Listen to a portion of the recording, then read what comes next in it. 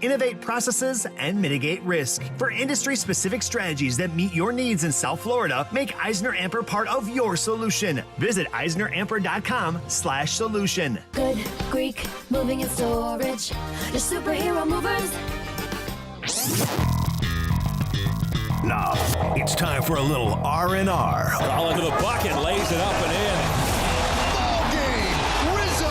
Live in the Anajar and Levine Accident Attorney Studios, this is Russo and Rizzo on ESPN 106.3. This team is going to be tough when they finally get it together. Sit back and relax. Let Russo and Rizzo take you home. Oh, mercy! Light him up, Colin!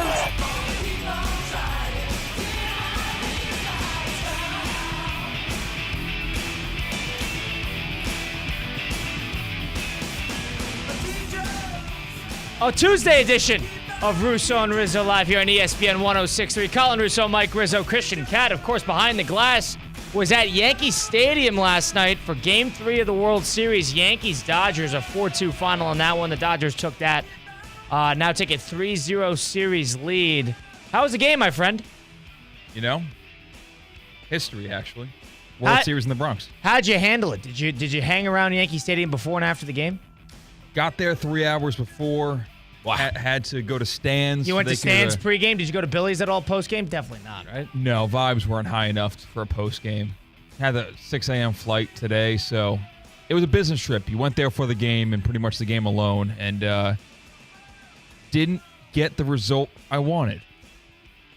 I like Stan's. That Stan's a good time. I was about to say, so Stan's is the pregame spot, a big bar, and then Billy's usually postgame. That's the thirsty parrot of New York. Okay, got it. Exactly. Stan's. That's exactly how I would have put it. Yeah. That's the thirsty exactly parrot everybody of would have New put York. it. The thirsty parrot of New York. But it was a good time though. So this is a complete surprise that you got these tickets, huh? Yeah, you got woken up in the middle of the night. Stayed up late watching Boise State football on Friday. And so I got in bed after my girlfriend, and she shook me awake at 2:45 a.m. Why? Wake up! To surprise me with, hey, we have a flight leaving from Fort Lauderdale at 6 a.m. because you're going to the World Series Game 3. Wow, so she had the flights booked, and instead of letting you know the night before, hey, pack your bags, did she pack a bag for you? No, we packed it together for about a half hour before we left. I was in my drawers, just delusional as all hell. You and your girlfriend love this spontaneous, let's do this on a whim type of thing. The surprise is equal to, if not greater than, the actual gift at hand. Almost always that works for me. You were all giddy? Because I usually can sniff out that stuff. So if you can really pull a fast one on me in terms of benefiting myself, I love it. I love it so much. Complete surprise, and I assume she cleared it with our bosses here. And were you staying? Where were you staying when you got there? I stayed at my childhood home. Stayed at your childhood home? Yeah, about an hour and a half north of the city, so it wasn't too hard. Flew in, Uber home, spent time with grandma, went to a couple of apple orchards, hit the upstate New York rounds for October. Huh. That's a cool little trip. Too bad you saw a terrible game. Yeah. But the crowd looked good, though. And also interested, how cold was it? Not bad at all. Okay. I was a little precautious. I've been in Florida for 2.5 years now. Right. I've missed 2 winters. I thought I would be a little dainty out there in the cold. Mm-hmm. Wasn't bad at all. Yeah. 50 degrees, had a quarter zip, undershirt, and a jersey, and that was fine. Nice. How was the crowd? How was the vibe in the stands? At what point in the game did they realize that the Yankees were not going to win this game? Once the lead ballooned to 3. Okay. Not 4. Once the tack-on run after the home run, that's when Yankees fans were like, all right, it's clipped, and it turned hostile fast. Now, explain hostile. The chirps to the Yankees' own outfielders were louder than the chirps to the Dodgers' outfielders. Well, you were right there with Judge, right? Oh, no, you were there with Soto. Soto, these ladies, man, they must have been taking something that was stronger than alcohol because they were chirping everybody. Soto was getting ear. Guys, let's think about this. Why are you chirping Soto? He's the reason we're here. I was going to shut that lady up. Jeez Louise, it was bad. So everybody's anti-Judge, I assume, in that ballpark? Oh, he was. They're letting him have what? It. He deserved it, right? We went into He went into this game thinking, all right, let's try something different. Let's not give him the Bronx cheer. Let's give him an actual uplifting, remind him who he is. The Trey Turner effect. Yeah, exactly. Treat him like the MVP that we believed him to be coming into the postseason. And after you're 0 for 3, it's like, all right, dude. Like, no. We tried to put on this face. We overextended as Yankees fans. We got out of character as Yankees fans, and you did nothing. It did not work. The positive reinforcement did not work. You did not yield any results. Now we're angry, and they showed He sure got his first at-bat. It killed the momentum. And Freddie Freeman getting up there, and it was the easiest home run of his life. That guy's ankle's fine. Injuries, nonsense. He did. I mean, it looked like he was taking BP up there. Yes. Honest Too to easy. God. Which is why part of the reason you circle back to game 1, Freeman would have hit that ball off of anybody. Yeah. I don't care who you would have put in. He is hitting that ball. Whether it's a home run or not, he is driving in 2 runs in that game 1 with the base. If the bases got loaded, I know Betts' intentional walk is a whole conversation, but he was hitting that ball regardless of who's on the mound. Also, if you really want to do the painstaking process of looping back to game 1, the game was lost by Yankee defense throughout that. The 3 runs that were scored before that were all... Soto had a terrible play on the ball. Yes. Nobody backed up Torres on the play into second, and that gave Ohtani third. That was a killer play right there. And on top of that, you had the Cabrera missing up and getting Edman that infield single in that 10th inning. Exactly. And you think like butterfly effect, like if the Yankees pull out game 1, are the vibes different or anything different in games 2 and games 3? It's ifs and buts, situation. But losing game 1 was a sign of things to come. Gil on the mound tonight against the bullpen game. They win this? I think they're going to bomb Gil early and often. It's an inexcusable move to make by shutting Cole? down. Yeah, your season's on the line. You give the ball to your ace. I agree. It's a matter of pride at that point. Yeah. Like, you just have to do that. It sounds like they're rolling over and dying. That was the interpretation I'm getting. However, I see, Ken, I also think maybe they could hit the bullpen day, too. But you haven't been able... They haven't hit anything yet, but that's what I was about to... Colin, you said yesterday, you were like, well, Mike, why do you think that this lineup is all of a sudden going to hit? And, brother, I got to say, Colin called this to a T, by the way, before the series. He goes, Mike, I just don't see how they line up with the Dodgers, with the lineup. And, I picked the Yankees in 7. Well, I thought I wanted the Yankees to win. I was rooting for it. But that Dodger team outmatches them, top to bottom. That's a team that's been there before, plays like it, and has the attitude like it. And their stars showed up. Their stars of Freddie Freeman and Mookie. They've shown up. Ohtani hasn't. Mookie's played well, so has Freddie Freeman. Yeah, Mookie and Freddie. But Ohtani hasn't played. But the thing is, 1 through 9, they're getting out. They're getting everything. I mean, Edman is playing well. Kiki Hernandez is playing well. Oscar had a homer. Yeah. So, this is a situation where everybody's all hands on deck. The Yankees don't have that. Yeah, so sorry. Didn't mean to cut you off. They but lose tonight? You still have that blind optimism. You still Yeah. have the blind optimism. I take a look at the Mexican Baseball League this postseason. For them, a team came from behind 3-0 and won the series in their equivalent of the ALCS. When was this? In this year, in 2024, Recently? as a matter of fact. Was it yes. recently? It was very recent, as my mouse stopped working, so I can't get the exact team. Okay, that's fine. But they're going to need some bats to. Judge better wake up. Even Stanton. I know Stanton's been the hero of the postseason. Him and Soto. These guys are going to have to do something. Yeah, so we'll see. I'm curious how the Dodgers are going to play this tonight, because they know that they can't get out of New York. You got to keep the series and end it in New York. That's the key. Don't let it get back to LA. Weirdly enough, but that's the case. Yeah, the Mexico Diablos. The Diablos. Yeah, they were down 3-0 to Oaxaca Warriors. Definitely not how you pronounce that. It's like the kind of cheese. Is the Powers on the bump? Not sure, but yeah, this year's South Zone Championship Series, the Diablos were down 3-0. They came back and won. All right. So CCAT giving us a Mexican Baseball League lesson. He was at Yankee Stadium yesterday for Game 3 of the World Series, a 4-2 final. Dodgers took that one over the Yankees. Yankees had basically a pointless Verdugo 2-run shot in the 9th inning, so that game was really 4-0. Yankees were basically getting one hit throughout the entirety of that game. Buehler pitched another gem. That's on the MLB side of things. Game 4 tonight. We'll get into that a little later. It's Russo and Rizzo on ESPN 106.3. Mike Rizzo, Colin Russo, Christian Cat, of course.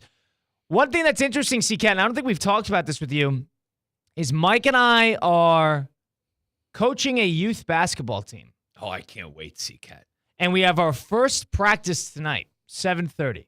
And this is going to be something. This is going to be fun. So it's 7th through 10th graders. That was my question, because youth spans anywhere. Well, I was thinking, I know, it's a big discrepancy. It's puberty years. Yes, right. Exactly. You're going to have 10th graders who are going to be grown men, and then against these 7th graders who are a year or two away from their voice dropping. Yeah, the way my high school worked, because I was combined with the middle school, and just because the schedule worked, I was a 6th grader sharing gym class with high school seniors. So a 6-year difference. Wow. And yeah, you can see the difference. Yeah. So we don't have any sense of who's on the team. We know the players' names and everything, but we don't have a sense of seeing them play. So this is going to be an interesting practice. You get an hour tonight. First game's not till next weekend, so you got plenty of time. But what's your takeaway on this? How do you think we should handle this in terms of coaching style, and how should we build this team? Hang on, Colin. Do we even want to listen to him after we found out what he did to kids in daycare? Well, Let's see. Listen, people who didn't listen to that episode, don't assume the worst here, okay? Way to set him up there. Yeah. I cursed in front of the children and didn't like them, okay? That was my act as a camp way counselor. To set him up. So how do you my think unspeakable acts on children? Yeah. Clarification. Yeah, CCAT is just a nonverbal. He has a verbal no filter with kids. He loves it. What I think what you guys should do is weed out the weak in practice number 1. I think you run them until the half of them collapse, and then you keep the other half of the kids. All right, the other guys pack your bags, go home. Exactly. You're not cut out for the Russo and Rizzo Basketball Academy. But here's the thing: like this league, everyone has to play. So like I feel like I have to be the coach to where I got to make sure everyone's getting the PT. Mm-hmm. Because if someone's not getting a specific amount of PT, we're going to be penalized. Now, Colin, on the other hand, I'll let you explain how you want this. If you don't want to play the way we want you to play, you could sit here next to me. That's grab some pine. Yeah, that's the case. But like they have to play. They'll play. You're going to play the bare minimum. If you want to have a parent on the sideline with a stopwatch, making sure you're getting your 16 minutes, be my guest. But until that point. Going by Coach Rizzo, Coach Russo, Coach Colin, Coach Mike? Have you decided that yet? I don't need the coach vernacular. I'm okay. Oh. I don't know. So, hey, Colin, I can't make it a practice today? Coach Colin, Coach Mike, first name. Okay. First name. I would rather I don't know. I'm fine with the Russo and Rizzo. I'm fine with whatever. But the idea we're going to have to, Colin. We're going to have something every week where we either win or lose a game over the weekend, and we're going to have some thoughts on it. And this is 7th through 10th graders. We could press. So you're going to be pressing the ball a whole lot. I think so. Let me get your thoughts on this. It's rec basketball. Like you're not, Allen Iverson's not in your team. Regular sized hoops, yes. Like length. Okay. Yes. And so this is going to be interesting. I don't know. This is going to be interesting because I think my perspective on this. I got to see if there's any capable hoopers on the team, of course.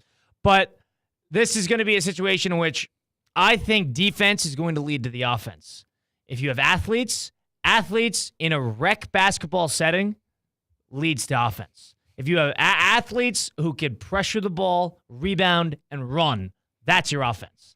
If I don't think you're going to be, the triangle offense, Phil Jackson's triangle offense, I don't think you're going to be able to implement that properly at a rec level. C-Cat, I came from, like, my high school where I played high school basketball. We pressed nonstop. Mm-hmm. So when Colin told me he wanted to press, I'm like, sign me up.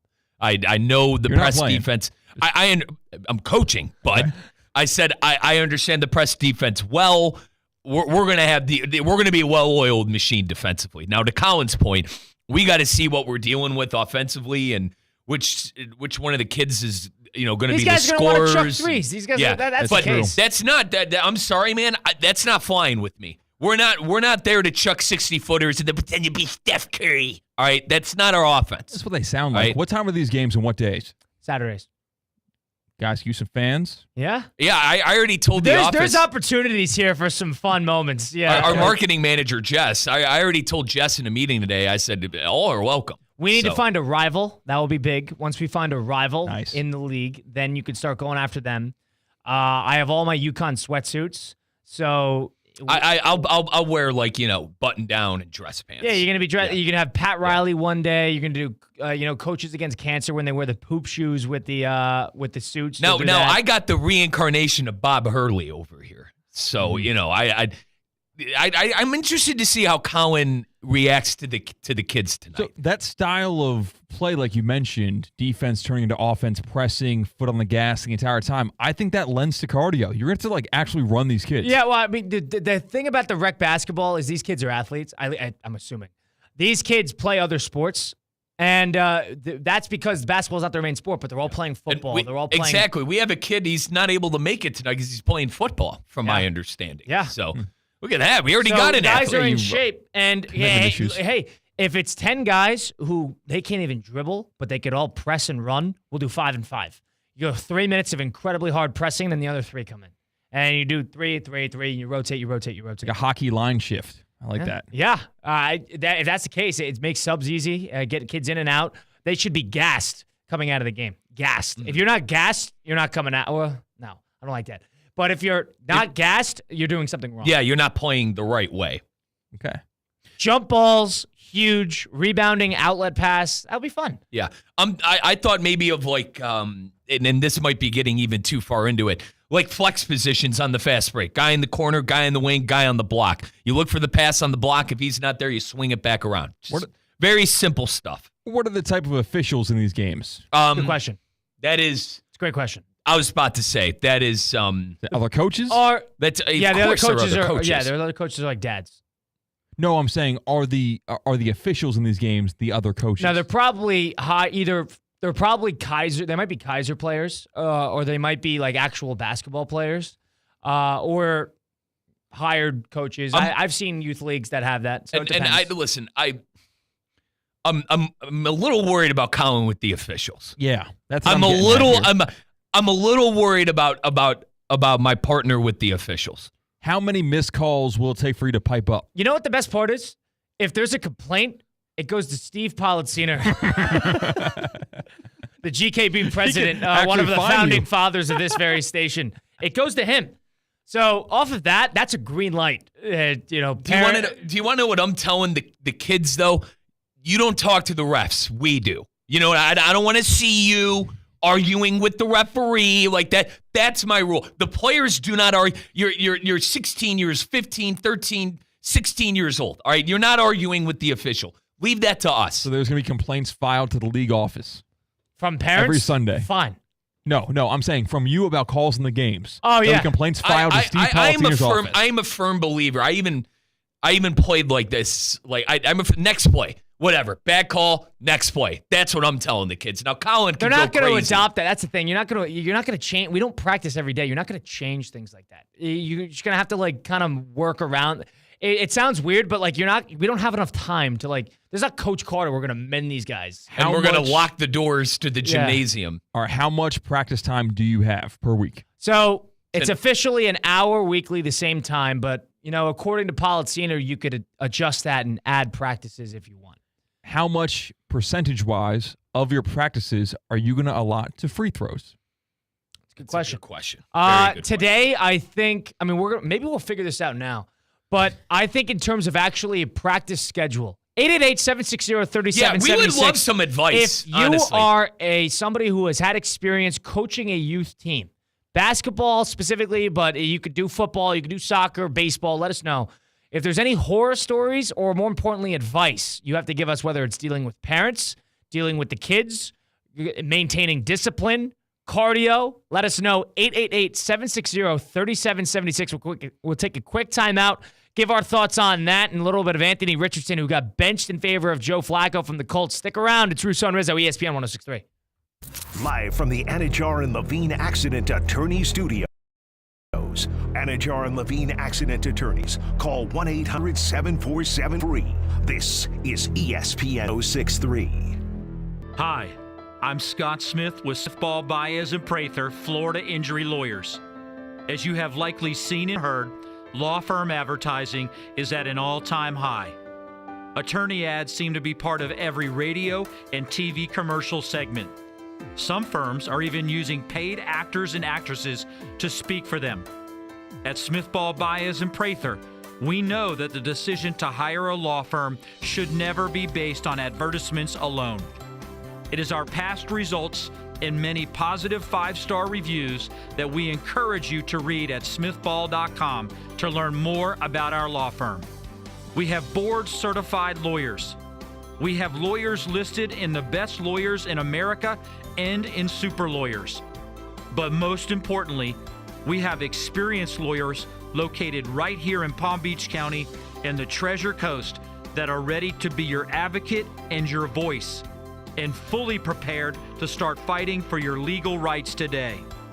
Our purpose, legal power. Our mission, huge results. If you've been injured, the lawyers at Smithball, Baez, and Prather will help. Call us at 500-HELP, 500-HELP.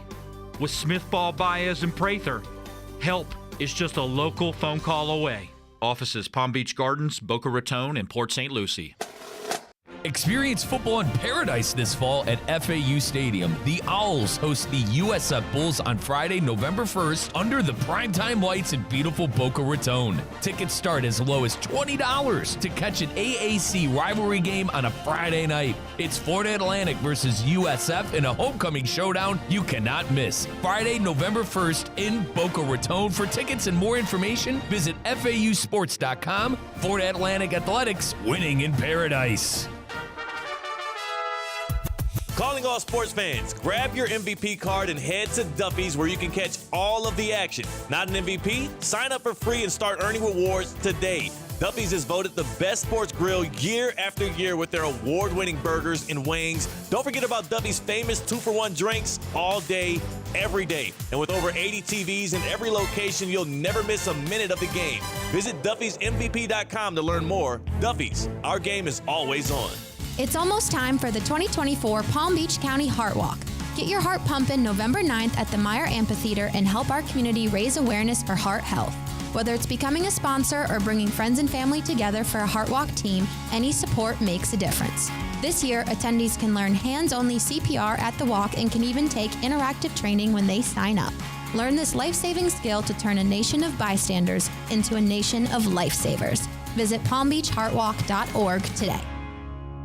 What's the Anna Jar and Levine difference? If you're the victim of a car crash, you will always speak to a lawyer. You'll always get the highest standard of care from our dedicated legal team, and we'll always fight to get you the maximum compensation you deserve.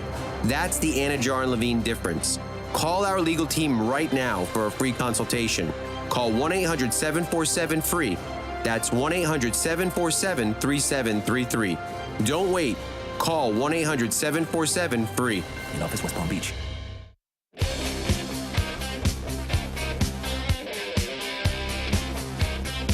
Let's get back to the Anajar and Levine Accident Attorney Studios. This is Russo and Rizzo on ESPN 106.3.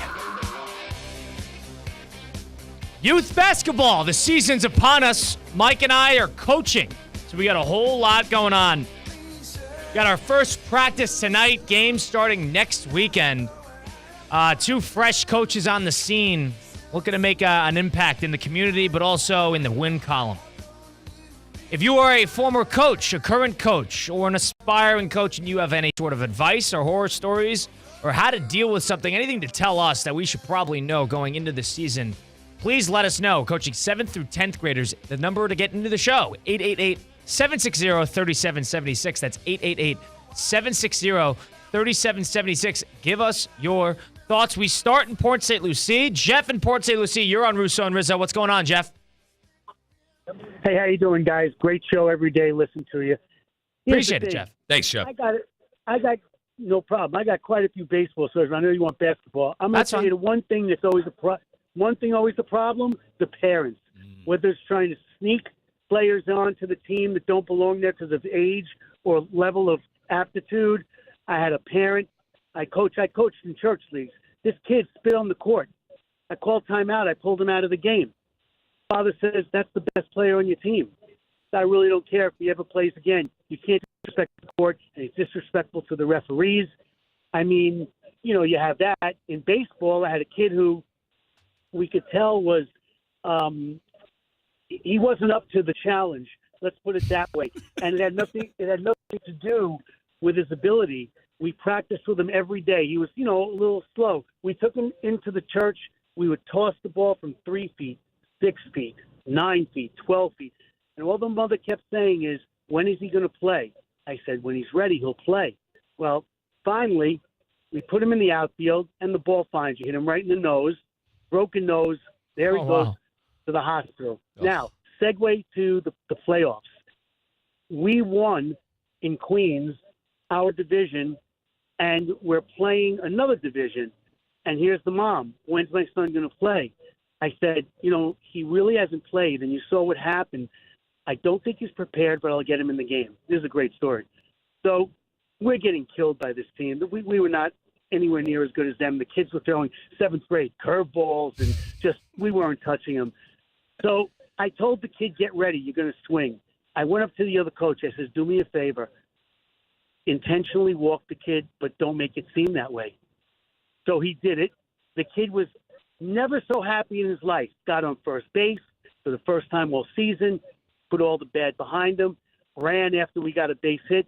The mother wrote to the Archbishop how we kept the kids separate from the other kids and made them feel, as a left out. We never did that. And I could go on and on, man. I mean, that same basketball team, we won our division 2 years in a row. And that's because the kids played together, and I'd like to think it had something to do with my coaching. So now we come to the end of the season and they tell my kids, yeah, you did great, but we're going to let these other kids go on the court at Madison Square Garden and clap hands with the players as they go. I told my kids, fellas, don't worry about it. I take them to the Garden, my starting 5. And you only took the starting 5? Yeah, I got to be honest with you because I was paying for the tickets. So now, 6th man of the year, you're gone. There, oh God, poor 6th man. I get there, and the kids don't know this, but I'm still friends with them. Walt Frazier since I was 1970. So now Clyde comes out. This is the Garden, and I have my kids sitting down, and he comes up to them, and my son is a real. I don't want to use the word. He breaks my shoes. Nothing, oh, Dad, he's not going to know you. He's going to call you John. I'm like, okay. Walt comes over. He says, who's this, Jeff? I said, Clyde, this is my starting 5 for our division-winning team. And this is my son, Nicholas. He says, ha, Nicky. And he sticks out his hands. Look at these rings. Which one do you want, son? He proceeded to all the kids autographs and stay with us for about a half hour. Wow. And while the other kids were just slapping guys' hands and going back to their seats. Well, yeah, those were my guys. Those are great. Fellas, it's always the parents. Always. The parents is all right. That's what we got to worry about. Appreciate the call, Jeff. We touched on everything there. And I'll tell you what, the parents, Colin, I didn't even think about that. Honest God, it did, and shame on me because God, the politics at the school that I went to, folks. I'm not worried about that. I'm good with parents. I'll be able to handle it. I'm not worried about it. You think you're good with parents until you deal with the parents. Maybe. We shift on. 888-760-3776. Mike and I are coaching a youth basketball team, 7th through 10th graders. Give us your stories. Give us some advice. We have our first practice tonight. I have no idea what to expect. Should be a fun one, but call in, let us know. 888-760-3776. We go to Lake Worth. John in Lake Worth, you join Russo and Rizzo. What's going on? Hey, guys, thanks for taking my call. Great show. I've been a youth baseball coach for almost 30 years. And to the previous caller's point, the parents are going to be your biggest problems. You have 7th to 10th graders, so the odds of you having players that can actually play the game are probably pretty strong. So that's a good point that you'll have there. But the amount of playing time that you get these kids, you're going to have parents saying, why does Joey play 24 minutes and my kid plays 3 minutes? And Joey, scores 0 points and plays 24 minutes and he hurts the team. You have all that political red tape that you're going to have to go through.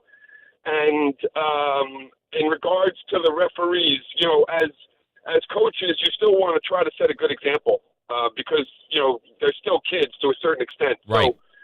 So you don't necessarily, to your point before, you want to tell the kids you deal with the referees and they aren't to deal with the referees. But that's also a fine line because you don't want to take yourself over the line. Right. Where your temper gets you thrown out of the game, and now you're setting a bad example for the 10 or 12 kids that you have on the bench. But just remember, it's a rec league. Yeah, we all want to win, but it's a rec league, and the object at the end of the day is to make the kids better at the end of the season than they were before you got them on day one. And, John, what would you say is an important aspect of first practice, first couple weeks, establishing the team? What would you say is an important aspect that Mike and I got to make sure we nail? Set the tone, guys. You got to have an agenda. Before every practice, you have to have an agenda that's going to take up the whole hour, right? Otherwise your practice is just going to be a crap show, and it's just going to be a waste of time, right? So if you have 4 coaches and you have 12 kids, split the 12 kids into 4 groups. One group does dribbling, one group does foul shots, one group does bounce passes, one group does chest passes. This way everybody's getting practice time and no one's standing around doing nothing, watching everybody else do something else. All right. Appreciate the call, John. My man, John. Thank you.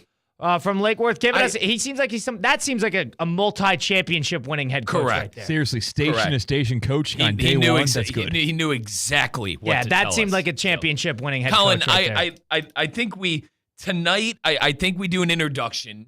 Like, hey, Coach Mike, Coach Colin, Coach Colin, Coach Mike, whatever.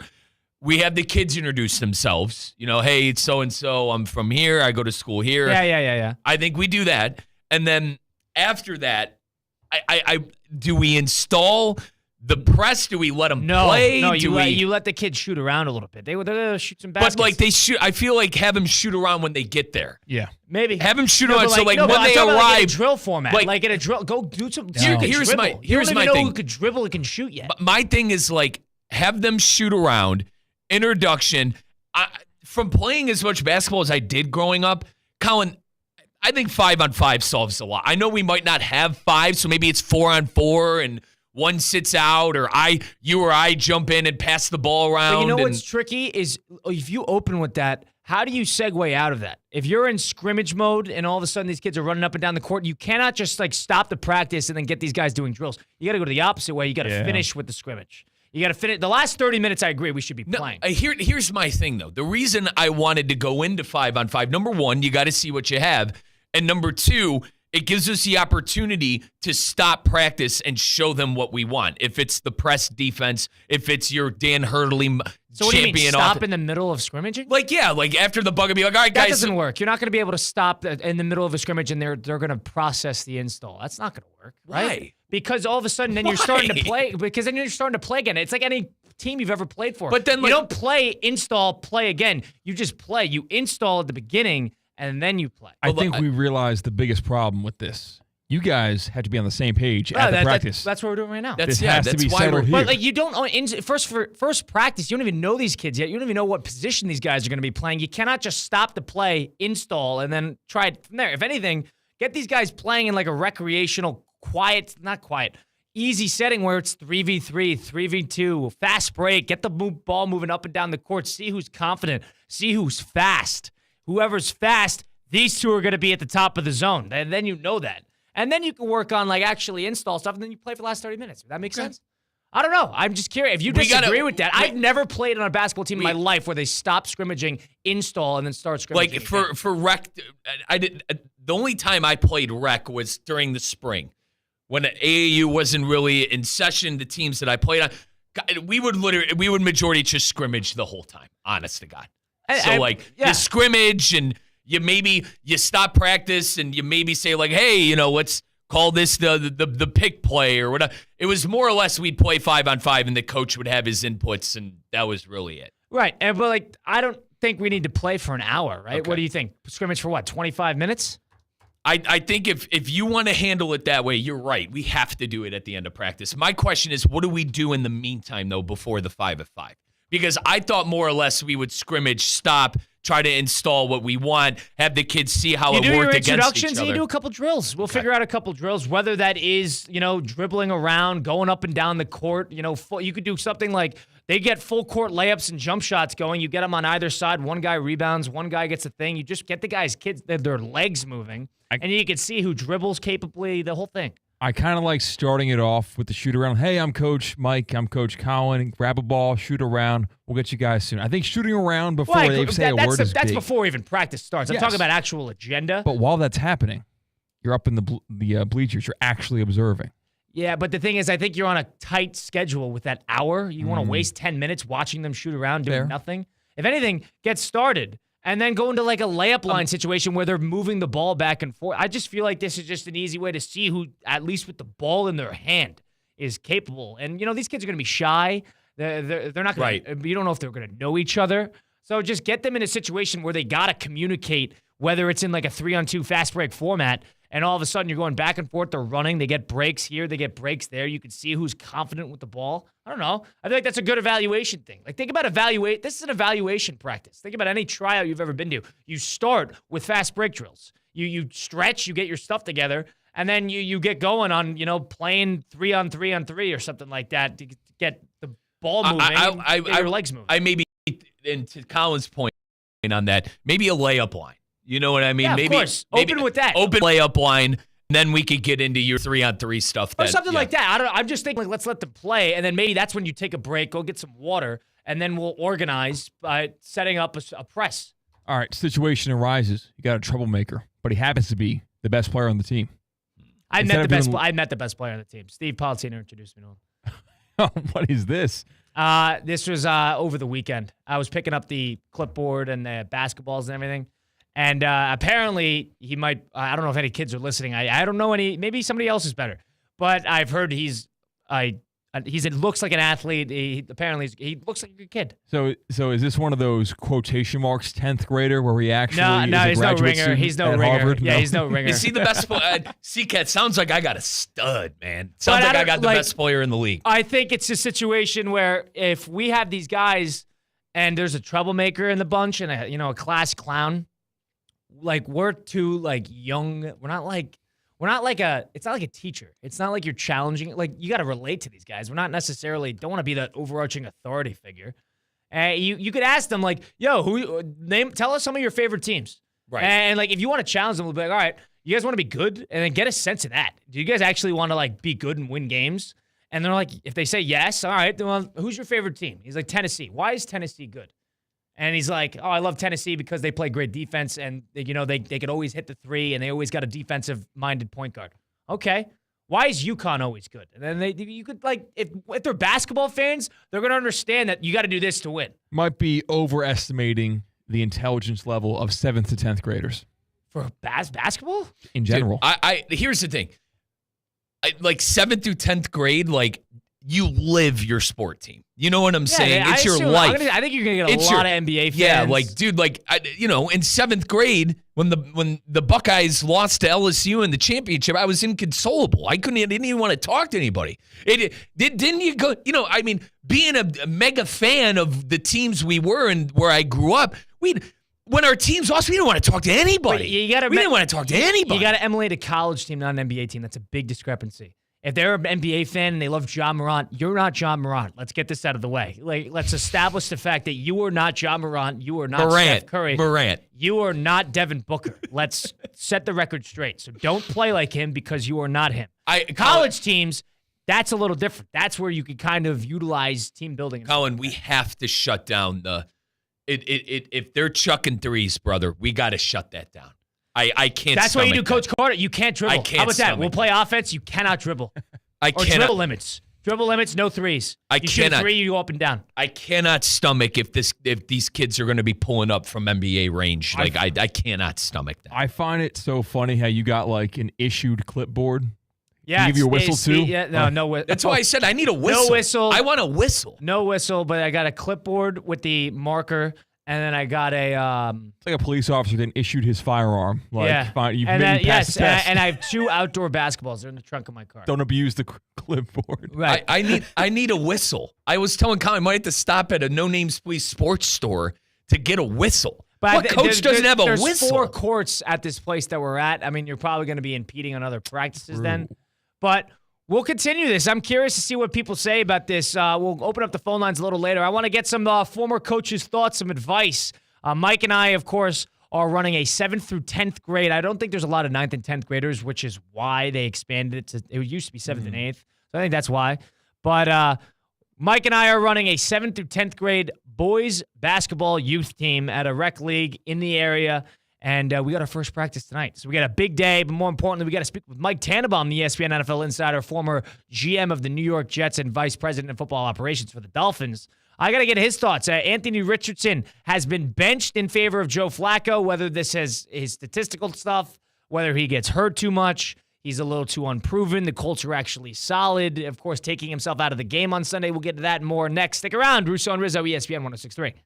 Live from the Anajar and Levine Accident Attorney Studios. Anajar and Levine Accident Attorneys. Call 1-800-747-FREE. This is ESPN 106.3. Hi, it's Evan Cohen. The stakes are high, the lights are bright, and ESPN 106.3 has the game. Tonight, it's World Series Game 4, live on ESPN Radio. We go to the Bronx at 7.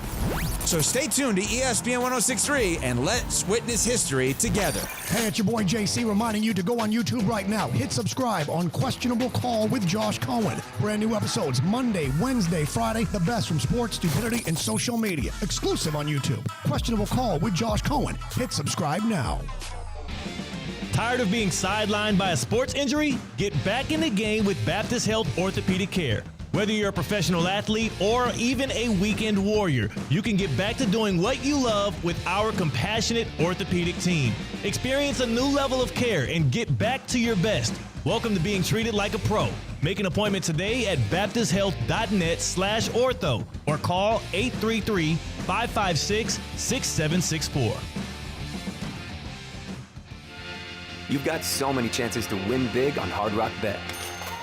Even a small bet can bring in that serious cash. All you need is $1 and a dream. Unbelievable. They've hit the parlay. Let's go! Big payouts for every kind of player. Hard Rock Bet. Roll with us. Get up to $100 back if your first bet doesn't win. Payable and bonus bet up to $100, not a cash offer. Offered by the Seminole Tribe of Florida. Must be 21 plus and physically present in Florida to wager. Terms and conditions apply. Concerned about gambling? Please call 1-888-ADMIT-IT. Join us for the Coors Light College Football Rivalry Game of the Week as we feature Georgia taking on Florida. The ESPN West Palm Street team will be at Charlie's Bar and Grill in Stewart on Saturday, November 2nd from 3:30 to 5:30 p.m. Enjoy $2.50 drafts and $15 buckets of ice-cold Coors Light. Show us your tailgate toss skills for a chance to win prizes, courtesy of Palm Beach Autographs. Must be 21 or older to participate. Molson Coors reminds you to please drink responsibly. Ready for some slam dunking family fun? Join us at the Amerant Bank Arena Saturday, December 14th for the 2024 AutoNation Orange Bowl Basketball Classic. The fun starts at 1 p.m. with live performances, photo ops, arts and crafts stations, and a chance to show off your basketball shooting skills. It's all free with your game ticket. Then catch the doubleheader basketball action as the UCF Knights take on the Tulsa Golden Hurricane and the Florida State Seminoles battle the Tulane Green Wave. Get your tickets now at orangebowl.org.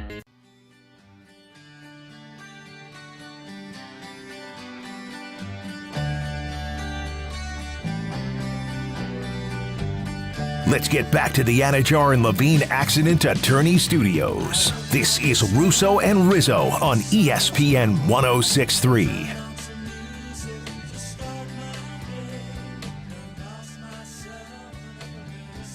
Rolling on here with a Tuesday edition of Russo and Rizzo on ESPN 106.3 at the City Place Studios right here in downtown West Palm Beach. Colin Russo, Mike Rizzo, Christian Cat behind the glass helping us out in the ones and twos. It's Russo and Rizzo. Welcoming in ESPN NFL insider, former Dolphins vice president of football operations, former general manager of the New York Jets. You can see him on Get Up and every other ESPN show frequently. Mike Tannenbaum joins the program. Mr. Tannenbaum, how are you doing today? What's going on? Good afternoon, gentlemen. How are we doing?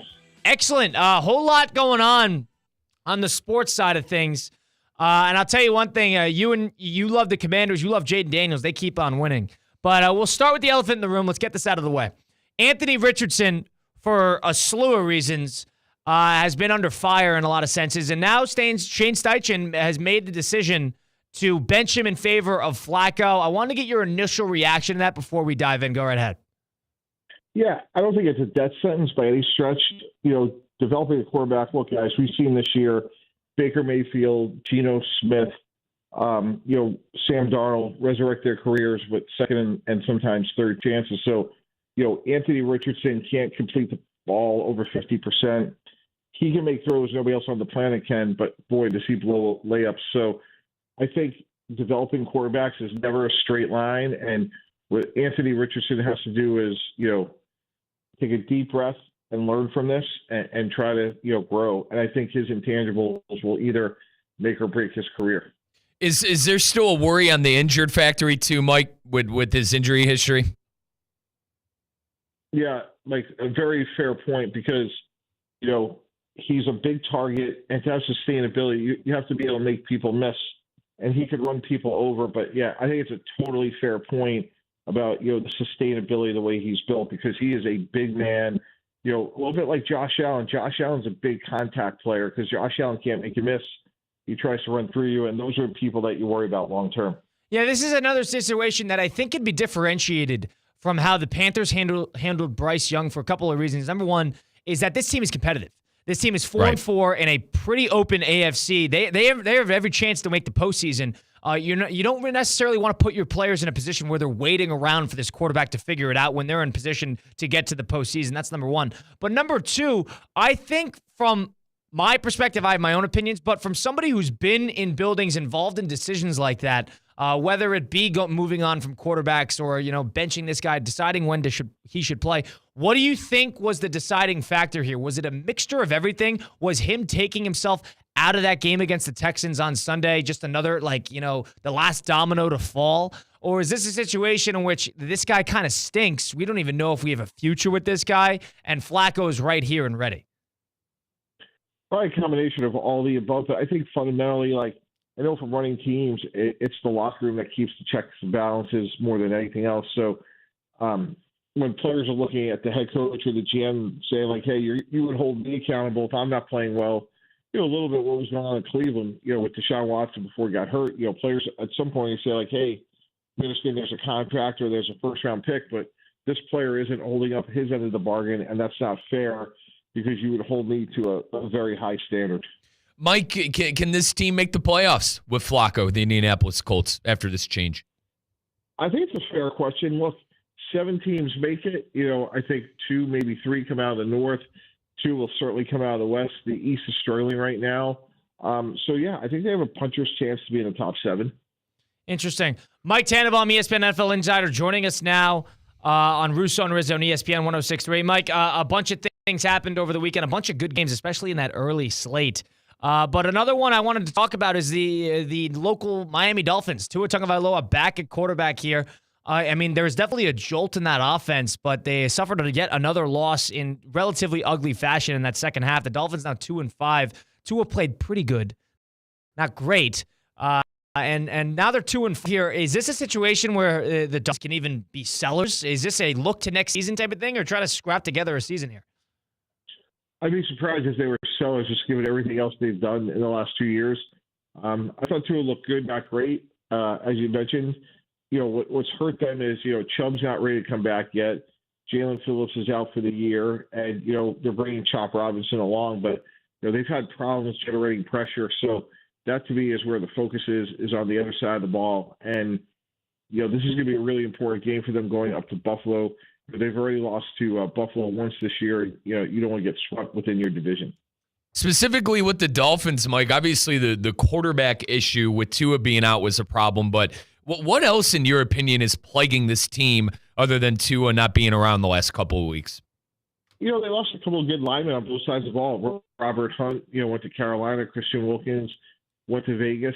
I'm just a big believer it starts up front. And, they're also, a handful of plays away from making a couple of these games a little bit more competitive. But again, I would look more towards the defense and can they get pressure with 4? When they blitz, they really haven't held up great on the back end. So that's, another problem. But, for them, I think the mindset has to be, hey, we got Tua, we have Tyreek Hill, let's try to score 30. With the Cleveland Browns, they played well against the Baltimore Ravens. Jameis Winston, of course, came in, played a clean football game, and they shot a life into that team a little bit. Is that going to be a situation where the Browns can scrap together a couple wins here? I think so. You look. This could be the year of the backup quarterback, Joe Flacco. Jacoby Brissett went back in, beat the Jets, and obviously, the big win for Jameis Winston over, what a lot of people think is the best team in the AFC in Baltimore. So, look, great arm. Doesn't always make the right decisions. Kyle Hamilton should have obviously held on to that interception, but, he didn't, and they won, and I think they're going to be an interesting team to watch. Mike, as a Brown fan, I got to tell you, I've never been a fan of wanting to lose games. I had to suffer through 1-31 in college, but I don't even know if I want this team to win games. I mean, you need a quarterback, right? Yeah, absolutely. I'm in a horrible place right now, Mike. Yeah. No, job 1, 2, and 3 is the quarterback, and the quarterback. You owe $92 million to the other guy, but look, he hasn't played well, and now he has another really major injury. So I think that's where the conversation starts. I mean, maybe you go back out and sign Joe Flacco in the offseason, so at least the cupboard's not totally bare as you go through, what will probably be, a high draft choice for a quarterback. Yeah, Mike, your best guess. What does that team look like next year? I mean, you'd think this year with 6 losses, they're done. If you were in that general management room, Mike, what would your message to ownership be to right the ship there? Because there is talent on the roster. 100%. Look, I think you want to stabilize things, and hopefully they can do that in the back half of the season, and then see where things go in the offseason. But yeah, I agree. There is some talent on the roster. They have played hard, and hopefully they can string a couple of wins together. Yeah, and you got to assume that Stefanski's going to hang around. He's a good coach, a 2-time coach of the year. Yeah, he was coach of the year, not that long. I mean, they made the playoffs with 4 quarterbacks. I mean, look at the Jets. They got 2 wins with Aaron Rodgers. I mean, right now, like Kevin Stefanski looks like Newt Rockne. Yeah, he sure does. It's a good call right there, Newt Rockne, Notre Dame. But, Mike, I want to get your perspective on things. Deontay Johnson was traded from the Carolina Panthers to the Baltimore Ravens, another receiver off the board in terms of being traded. If Christian Kirk hadn't gotten hurt, you got to assume that he would have been on the trade block as well. Wide receiver has been the popular buy closing in on the deadline in the NFL. I have a question about, is this even the right the position to go after? It might be the most available position to go after, but Amari Cooper went to the Bills. He had a pretty decent game the first one, did nothing last game. DeAndre Hopkins was somewhat of a factor. You haven't even seen Devontae Adams. This is a situation where there's a couple of receivers in new spots now not making immediate impacts. Is this an overrated position to make a move for? I don't even know if the Ravens needed a receiver, but they ended up making one anyway. What's your takeaway? Yeah, look, Bateman had a big drop against the Browns, and I think Deontay Johnson's just a better player. Aguilar is more of a 3 or 4, so they gave up not a lot. Before Carolina picked up a lot of his salary, so I think there's real value there. But, look, I think you're going to add pass rushers. You can add corners. You're right. When you bring in a receiver, there is going to be some growing pains. Apparently, they had to tell Amari Cooper what routes to run, literally at the line of scrimmage. That'll happen from time to time. So, but again, we're sitting here at late October. So, with a 17-game season, with 17 making the playoffs, you're still trying to add to your roster, knowing that, hey, we may not feel this for 5 or 6 weeks, but if they score 1 or 2 touchdowns, that may make the difference between us getting in or not. Mike, I got to ask, the Jets bought everyone. They went out and got Hassan Reddick. They went out and traded for Devontae Adams. They traded for Rodgers. Can they be sellers at 2-6 after buying the whole store? I don't think so. They're so all in. I just don't think they can. I mean, what's remarkable is they had a better record last year with Zach Wilson. I mean, as improbable as that sounds, but I just can't imagine they'd be sellers. But then, Mike, if they're not sellers, what do? Just ride this year out?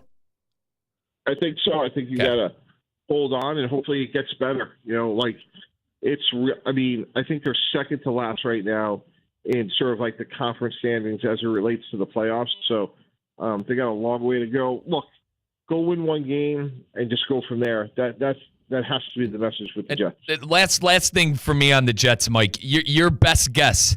Does that team turn things around and maybe get in the win column being at 2-6 this year? Like positive season? I don't think so, because I think their quarterback's getting older, not better. We talked about Jameis Winston and some of these other young quarterbacks. I think Aaron Rodgers is an all-time great, who looks like he's 41 years old right now, and it's only going to get colder in the Northeast, and that's only going to impact his mobility. Last thing here, Mike, I want to get your take on this. Everybody's talking about, of course, how good the NFC North is and how there's so many contenders there. But a division that I think warrants a lot of questions is that NFC West with Arizona, San Francisco, Seattle, and the Rams basically neck and neck. If we're taking that division, it seems like up for the grabs. San Francisco, of course, facing a lot of injuries. You don't know how healthy they're going to be the rest of the way. Arizona, I think, is a pesky team week in and week out. You don't really know what version you're going to get. Rams trending upward. What's your takeaway on who's going to, finish this out on top? I'm a Rams guy, but this looks like a division that's going to be wide open for the taking on the NFC.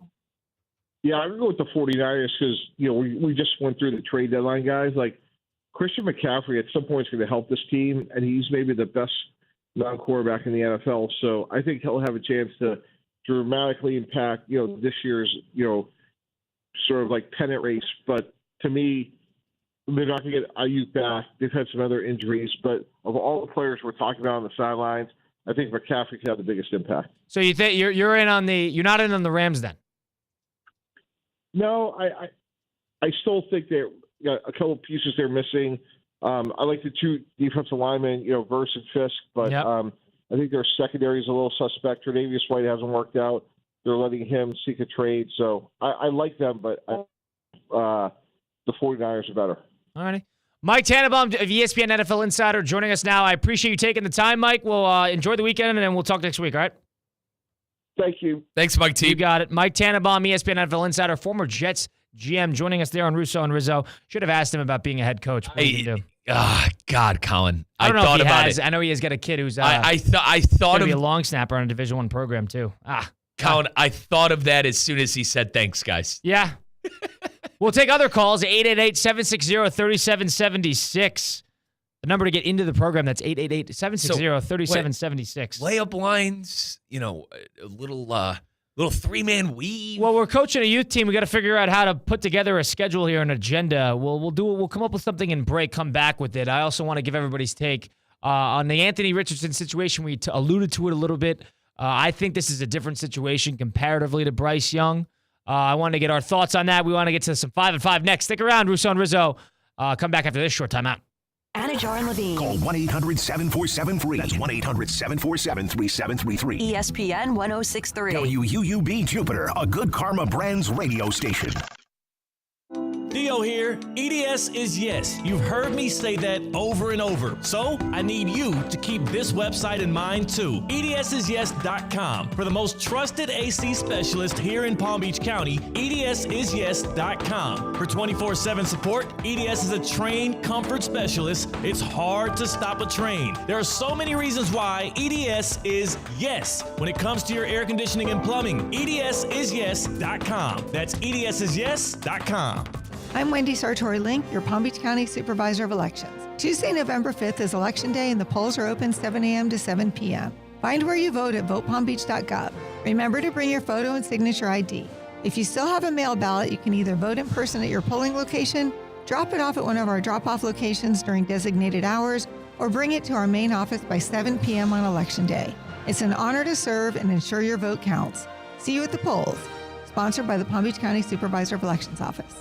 The Palm Beach Health Network Physician Group, an affiliate of the Palm Beach Health Network, is committed to delivering high-quality care to the communities they serve. Their award-winning physicians and specialists provide a level of expertise that has resulted in regional firsts and outstanding patient outcomes. For a physician referral, call 866-654-2362. To learn more about the Palm Beach Health Network Physician Group, visit pbhnphysiciangroup.com, pbhnphysiciangroup.com, to get in touch with the Palm Beach Health Network Physician Group. Hey, it's Josh Cohen. When you need auto repair, honesty and reliability are everything. Trust the home for honest, reliable service since 1970. St. Lucie Battery and Tire. St. Lucie Battery and Tire has all the tire and battery brands in stock for cars, trucks, RVs, marine, power sports, golf carts, everything. Major and minor service repairs, free tire pressure, battery checks. St. Lucie Battery and Tire, over 50 years in our community. And now with 18 full-service locations, West Palm to the Treasure Coast. Go to slbt.com. That's slbt.com. Good Greek moving and storage. Your superhero movers. It's the Good Greek Spiro. For the best move ever, go to goodgreek.com. Good Greek moving and storage. Your superhero movers. HSS Florida presents ESPN West Palm's High School Game Day, supported by Smith, Ball, Baez, and Prather. We're headed to Pahokee as the Blue Devils take on the Glades Central Raiders for our Game of the Week. Coverage starts at 6 p.m. Also presented by Kaiser University, Land Rover Palm Beach, Duffy Sports Grill, Shaw Sports Turf, South Florida Ford, Bud's Chicken and Seafood, and the Boca Raton Bowl. Sports fans, it's the best time of the year. It's fall when everything is happening. Football's back. Fighting gets real. Baseball playoffs. Get ahead of the action. Plan your time now to be at Twin Peaks, the ultimate guys lodge, the ultimate sports lodge. Never ever a cover to watch any fights, any MMA, UFC, or boxing pay-per-views. Always watch for free. Of course, the eats, the drinks, the signature scenic views, and of course, Twin Peaks 29-degree ice-cold beer made from scratch favorites like their burgers, wings, mozzarella bites, and so much more. Happy hour weekdays. Take advantage of $5 man-sized drafts. And remember, never ever pay a cover to watch any of the fights. Your official UFC fight headquarters is your official football headquarters all week long, all season long. Eats, drinks, scenic views, 29-degree beers. Twin Peaks, the ultimate guys lodge for everything sports. Time now for a PNC pause. PNC Bank is committed to making a difference in the lives of the customers they serve in the South Florida community. See how at PNC.com. You're listening to ESPN 1063. ESPN 1063 is presented by Rubenstein Law. 1-800-FL-LEGAL. Car accident, truck accident, Uber or Lyft accident, or a slip and fall. Call Rubenstein Law. Call 1-800-FL-LEGAL and visit one of our offices throughout Florida. Flight by Yingling is the next generation of light beer. For those who don't follow trends, but craft them. Flight by Yingling is 12 ounces of uncompromised refreshment from America's oldest brewery. With only 2.6 grams of carbs and 95 calories, this is premium refreshment 6 generations in the making. Don't just raise a glass, raise the bar. Flight by Yingling. Available wherever beer is sold. DG Yingling & Son Incorporated. Pottsville, Pennsylvania. Please enjoy responsibly. Hey, it's your boy JC reminding you to go on YouTube right now. Hit subscribe on Questionable Call with Josh Cohen. Brand new episodes Monday, Wednesday, Friday. The best from sports, stupidity, and social media. Exclusive on YouTube. Questionable Call with Josh Cohen. Hit subscribe now. Now, it's time for a little R&R. Ball into the bucket, lays it up and in. Live in the Anajar and Levine Accident Attorney Studios, this is Russo and Rizzo on ESPN 1063. This team is going to be tough when they finally get it together. Sit back and relax. Let Russo and Rizzo take you home. Oh, mercy! Light him up, Collins!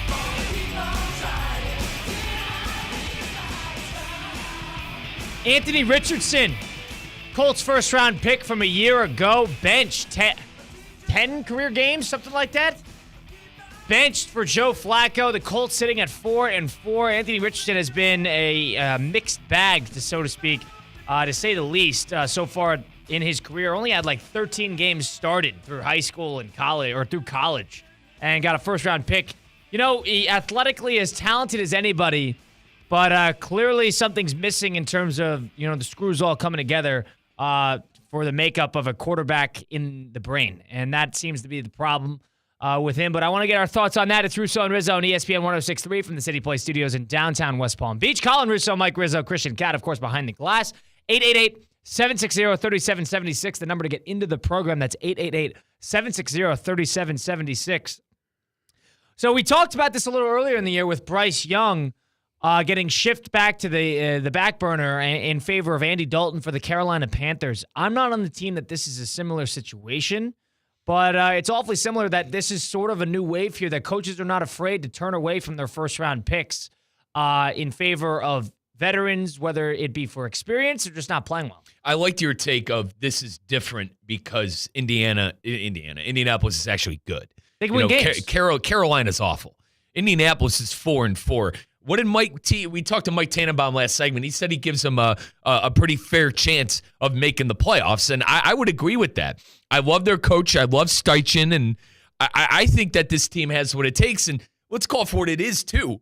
Flacco, there's a good taste in your mouth of Joe Flacco from last year with the Browns, and even the small. He's probably the best backup in the league. You got to think so. And even the small sample size you've seen this year when he's been able to step into that role, you really like it.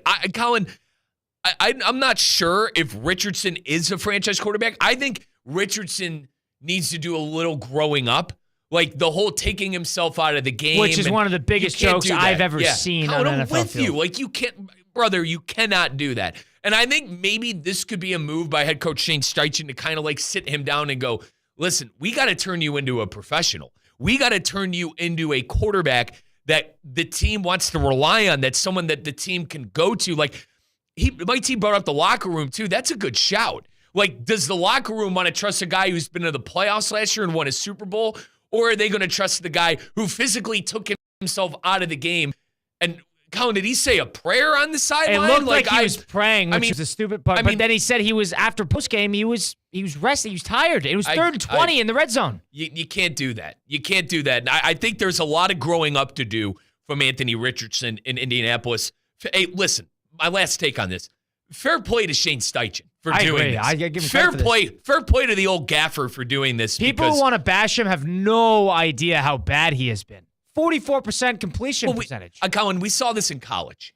And driving home from the Heat last night, we talked about this a little bit. Brother, I told you, like, the first 4 games he looked great last year before the injury. I understand that. But the games he started this year, and teams had access to those first 4 games last year, I think the book was found out about him a little bit. He likes to go downfield, and he likes to throw a couple of 50-50 balls. But we saw these problems in college. When Anthony Richardson got taken... Or you didn't see it because he never played. Here's the problem with me. When Anthony Richardson got taken with the 4th overall, I go, this kid couldn't even start for Florida last year, let alone be a quarterback in the NFL. I had to eat a little bit of crow when he started the first 4 games and looked good. You're like, all right, this kid has something. But now this year, with the full year, quote-unquote, with hopefully a full year under his belt, now it's been a nightmare. And I could only go to the card of, I think the book's out on him a little bit. Yeah, and the way I would differentiate this is if you're a player in that locker room, and it's a little different if you're the Carolina Panthers with Bryce Young. Bryce Young was more of a confidence thing. Anthony Richardson is a professional thing. This is a professionalism thing that he has to sort of figure out in his own psyche that I am an NFL quarterback. I am the poster boy of an NFL franchise. I have to start acting like it. And I know he's super young and he's super talented. So the same thing I said about Young and the same thing I'll say to him is this is entirely up to you on how you want to take this. This is entirely up to Anthony Richardson on if he wants to take this constructively or if he wants to take this personally. Right. And if you take this constructively, then yeah, sit back, watch Flacco win a bunch of games. He played well when he was under them, and let the team do what they got to do. Because all of a sudden, the other veterans in the locker room, they don't respect you for doing stuff like that by taking yourself out of the game and taking all these nonsense deep shots and turn the ball over 5 times a game. They don't respect you for that. Sit back, learn. This is what they should have done from the beginning. And if he could take this constructively, yeah, he's got all the talent in the world. I think he stinks. And I don't think just because Josh Allen worked out and just because, those prototypical giant behemoth superior athlete humans that weren't very good at quarterback, just because he worked out and he was able to fine-tune his skills into an all-pro quarterback, doesn't mean that's always going to happen. It does not mean that, the Brandon Whedons of the world, that the giant quarterbacks can all of a sudden just put it all together if you give them time. I don't think that's going to happen with him. You got to be able to play the position. That's the biggest thing. You got to be able to play the position. And I want to rewind to 2022, folks. I watched a Florida and Kentucky game in the Swamp, which featured Anthony Richardson and Will Levis. And at the end of that game, I go, why in the hell are these guys projected to be first-round picks? Honest to God. That was my first reaction to that game. Richardson single-handedly, and I'm sorry, I rarely do this. It's rarely one person's fault why you lose a game, but Richardson single-handedly made Florida lose that game. And Will Levis didn't do anything that you're going, wow, this is the guy too. And to your point, Levis has the body frame, and so does Richardson. You have to be able to play the position. Now, Colin, if I had my choice of a 6'4" quarterback or a 6-foot quarterback, you're going to go with the guy with the giant body frame.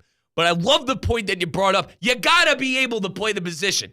Just because he looks the part and he talks like the part, when you get on the field, you got to be able to play. And you haven't been able to see that from Richardson. The Colts are 4-4. I love the move. 7 interceptions. Color me surprised that Anthony Richardson, the guy who barely played in college, and when he did play, was terrible against college players, is even worse against NFL players. Color me surprised. So I feel like, Colin, everyone got, I don't want to You want to get jazzed about 3 games? Be my guest. Everyone got fooled. I don't want to, is fooled the wrong word? No, but you catch people by surprise. You play with adrenaline. Right. You have this sense of things worked out. He has major mechanical issues, and he has major work ethic issues. Fix that. Yep. You have the best backup in the league. You have a chance to make the postseason. Forget him. Put him on the back burner. Go with your QB coach and go to Pasadena in the offseason, whatever the hell you do, and circle back next year and hope they don't draft another one. So that is what Anthony Richardson can do here. It is Joe Flacco's team for the foreseeable future. Be ready if he gets hurt. But in the meantime, you are sitting in the corner and figuring out your own crap. That's the Anthony Richardson we need to see for the next couple weeks. If Steichen, and then shoulda, coulda, woulda, this take's about to be, but if you would have started Flacco this past week, you win. I think you win that game. I know it was granted they should have beat. They had every chance to beat Jacksonville correct. as well. So. But here's it, like recency bias, right? I watched a lot of that game on Red Zone. And when the Colts got, what was it, the scoop and score, or when they got the fumble, I'm like, back, but yeah. good golly. You know, if you had a guy who didn't go 10 for 32 and have a QBR of 30. Started 3 of 16. Hanging on to the ball. And I know there's 5 drops in those first 4 drives. But can I have another complaint about Richardson? Partner, get rid of the ball. 5 sacks? And I know that's what it comes with young quarterbacks. You see Caleb Williams taking sacks. Hell, you see Jaden Daniels sometimes taking sacks. He's got a better offensive line than those guys do, but I understand. But 5 sacks, too. You got to be able to get rid of the football.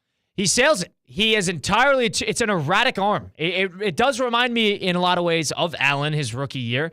But Allen also got hurt for a couple games and settled down a little bit. And that was crucial in his rookie year. And you might dismiss this, but you just, in my opinion, you just saw that Allen was a gamer.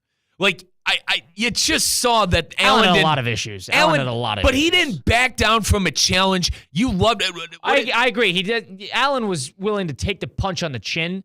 You're not getting that sense from Anthony Richardson. I agree with you on that. No. Like, I feel like Allen loved the challenge, and I loved what I saw from him in the run game. Now, it's not sustainable as a quarterback. You don't want your quarterback barreling over defenders. I understand that. But you saw something from Allen, man. Yeah. I don't like those comparisons either. We know how talented he is. There's plenty of quarterbacks who have giant arms. That is not what it takes in this league. That is not. There's a reason Joe Flacco is 36 years old, 37 years old, and he's able to still win a couple games. He knows how to play. And he knows how to manage a game, right? He knows that you have a talented roster. Let them win the game. He tries to play so much hero ball. Yeah. Oh, God. It's a young game, to your point, young quarterbacks, man. So Color, I think it's a problem from the beginning that they threw him out there. They reached for him, number one. And then, two, they played him too early. So that is the conclusion that you could come to with Anthony Richardson. You drew your cards too early. Well, and last year you had Minshew, too. You know, the Colts almost made the playoffs with Minshew. Yeah, Minshew's another guy who him and Flacco just find their way to the starting position at some point or another in the season. But you drew your cards too early. He was the youngest guy in the draft. You should have let him sit and marinate for 2 years, at least. I was not, and like I was People not. thought Love was a project. Anthony Richardson was a different animal compared to Love. People are trying to argue that this is a bad move. Yeah, like, I've seen it. When I saw this, I go, oh, it's about time. That was, honest to God, that was my reaction. The last straw was that Sunday charade taking himself out.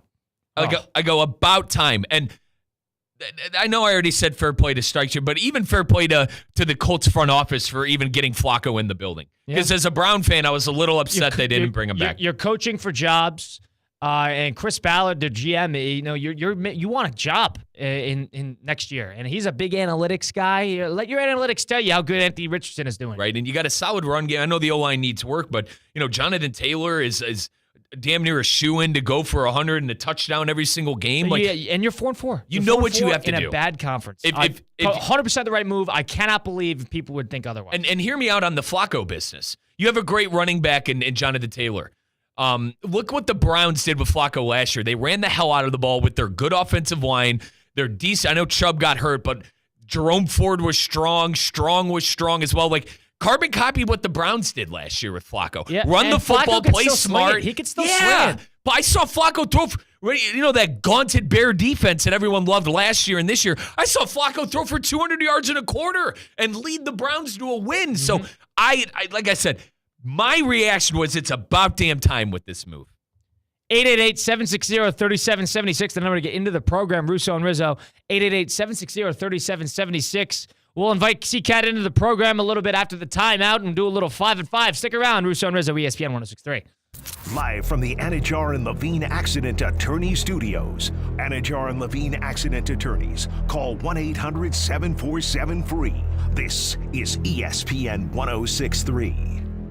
PNC Bank is committed to helping the customers and the communities they serve move forward financially. To do this, they're implementing their Community Benefits Plan that focuses on affordable home lending, small business loans, and employee volunteerism, and creating other opportins to give back on a local level. They're proud to be a part of the South Florida community. See how PNC Bank can make a difference for you at pnc.com/our commitments. PNC Bank, National Association, member FDIC. Hey, it's your boy JC reminding you to go on YouTube right now. Hit subscribe on Questionable Call with Josh Cohen. Brand new episodes Monday, Wednesday, Friday. The best from sports, stupidity, and social media. Exclusive on YouTube. Questionable Call with Josh Cohen. Hit subscribe now.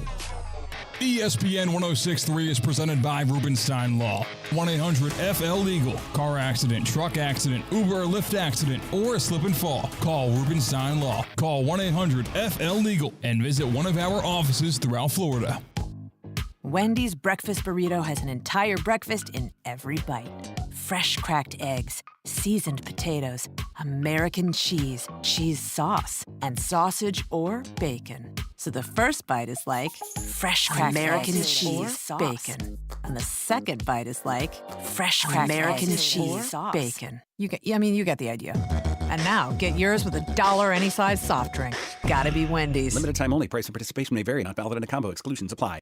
Madame Giselle senses something in your future. Is my boyfriend gonna propose? It's a big storm. Wait, we're gonna get in a fight? No, a literal storm. Wind, heavy wind. I see a tree falling on your RV. Oh, that's fine. I'm covered by Progressive. So, is my boyfriend there? Maybe on one knee? The entire roof is crushed. So, no ring. Be prepared for the unexpected with Progressive, a leader in RV insurance. Progressive Casualty Insurance Company and Affiliates. Product features subject to policy terms and may not be available in all states or for all vehicles and covered selections. Business owners, are your employees driving you nuts? Is money tight? Or have you just poured your heart and soul into your business and now it's time to retire and just relax? At Transworld Business Advisors, they have buyers from all over the world ready to buy your business now. Call for a confidential conversation about your business's current value. 561-203-5121. That's 561-203-5121 or visit tworld.com today. Ready for some slam dunking family fun? Join us at the Amerant Bank Arena Saturday, December 14th for the 2024 AutoNation Orange Bowl Basketball Classic. The fun starts at 1 p.m. with live performances, photo ops, arts and crafts stations, and a chance to show off your basketball shooting skills. It's all free with your game ticket. Then catch the doubleheader basketball action as the UCF Knights take on the Tulsa Golden Hurricane and the Florida State Seminoles battle the Tulane Green Wave. Get your tickets now at orangeville.org. Kaiser University's flagship campus, the 100-acre residential campus at 2600 North Military Trail in West Palm Beach, extends Kaiser University's educational offerings to over 100 degrees in the heart of South Florida. Kaiser University also has an athletic program with 20 national championships, including the 2024 Women's Swimming and Diving Championship and 2023 football, lacrosse, and men's swimming and diving titles. Visit KUSeahawks.com for the latest. Hey, it's Josh Cohen. When you need auto repair, honesty and reliability are everything. Trust the home for honest, reliable service since 1970. St. Lucie Battery and Tire. St. Lucie Battery and Tire has all the tire and battery brands in stock for cars, trucks, RVs, marine, power sports, golf carts, everything. Major and minor service repairs, free tire pressure, battery checks. St. Lucie Battery and Tire, over 50 years in our community. And now with 18 full-service locations, West Palm to the Treasure Coast. Go to slbt.com. That's slbt.com.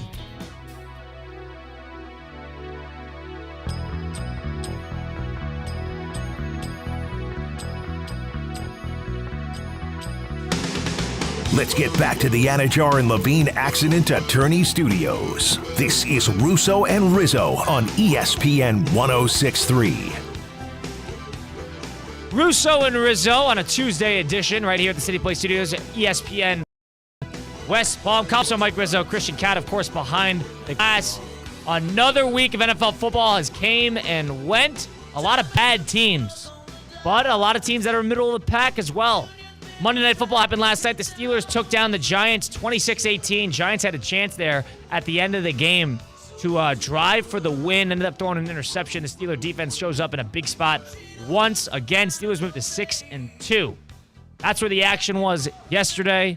Big college slate. Yeah, I got the World Series tonight. I wonder where the action is now on a Tuesday. It's with Hard Rock Bet. Now you've seen the first few weeks of football season. We're nearing the halfway point. It's time to get started on Hard Rock Bet. Last year, you couldn't legally bet in Florida until week 14.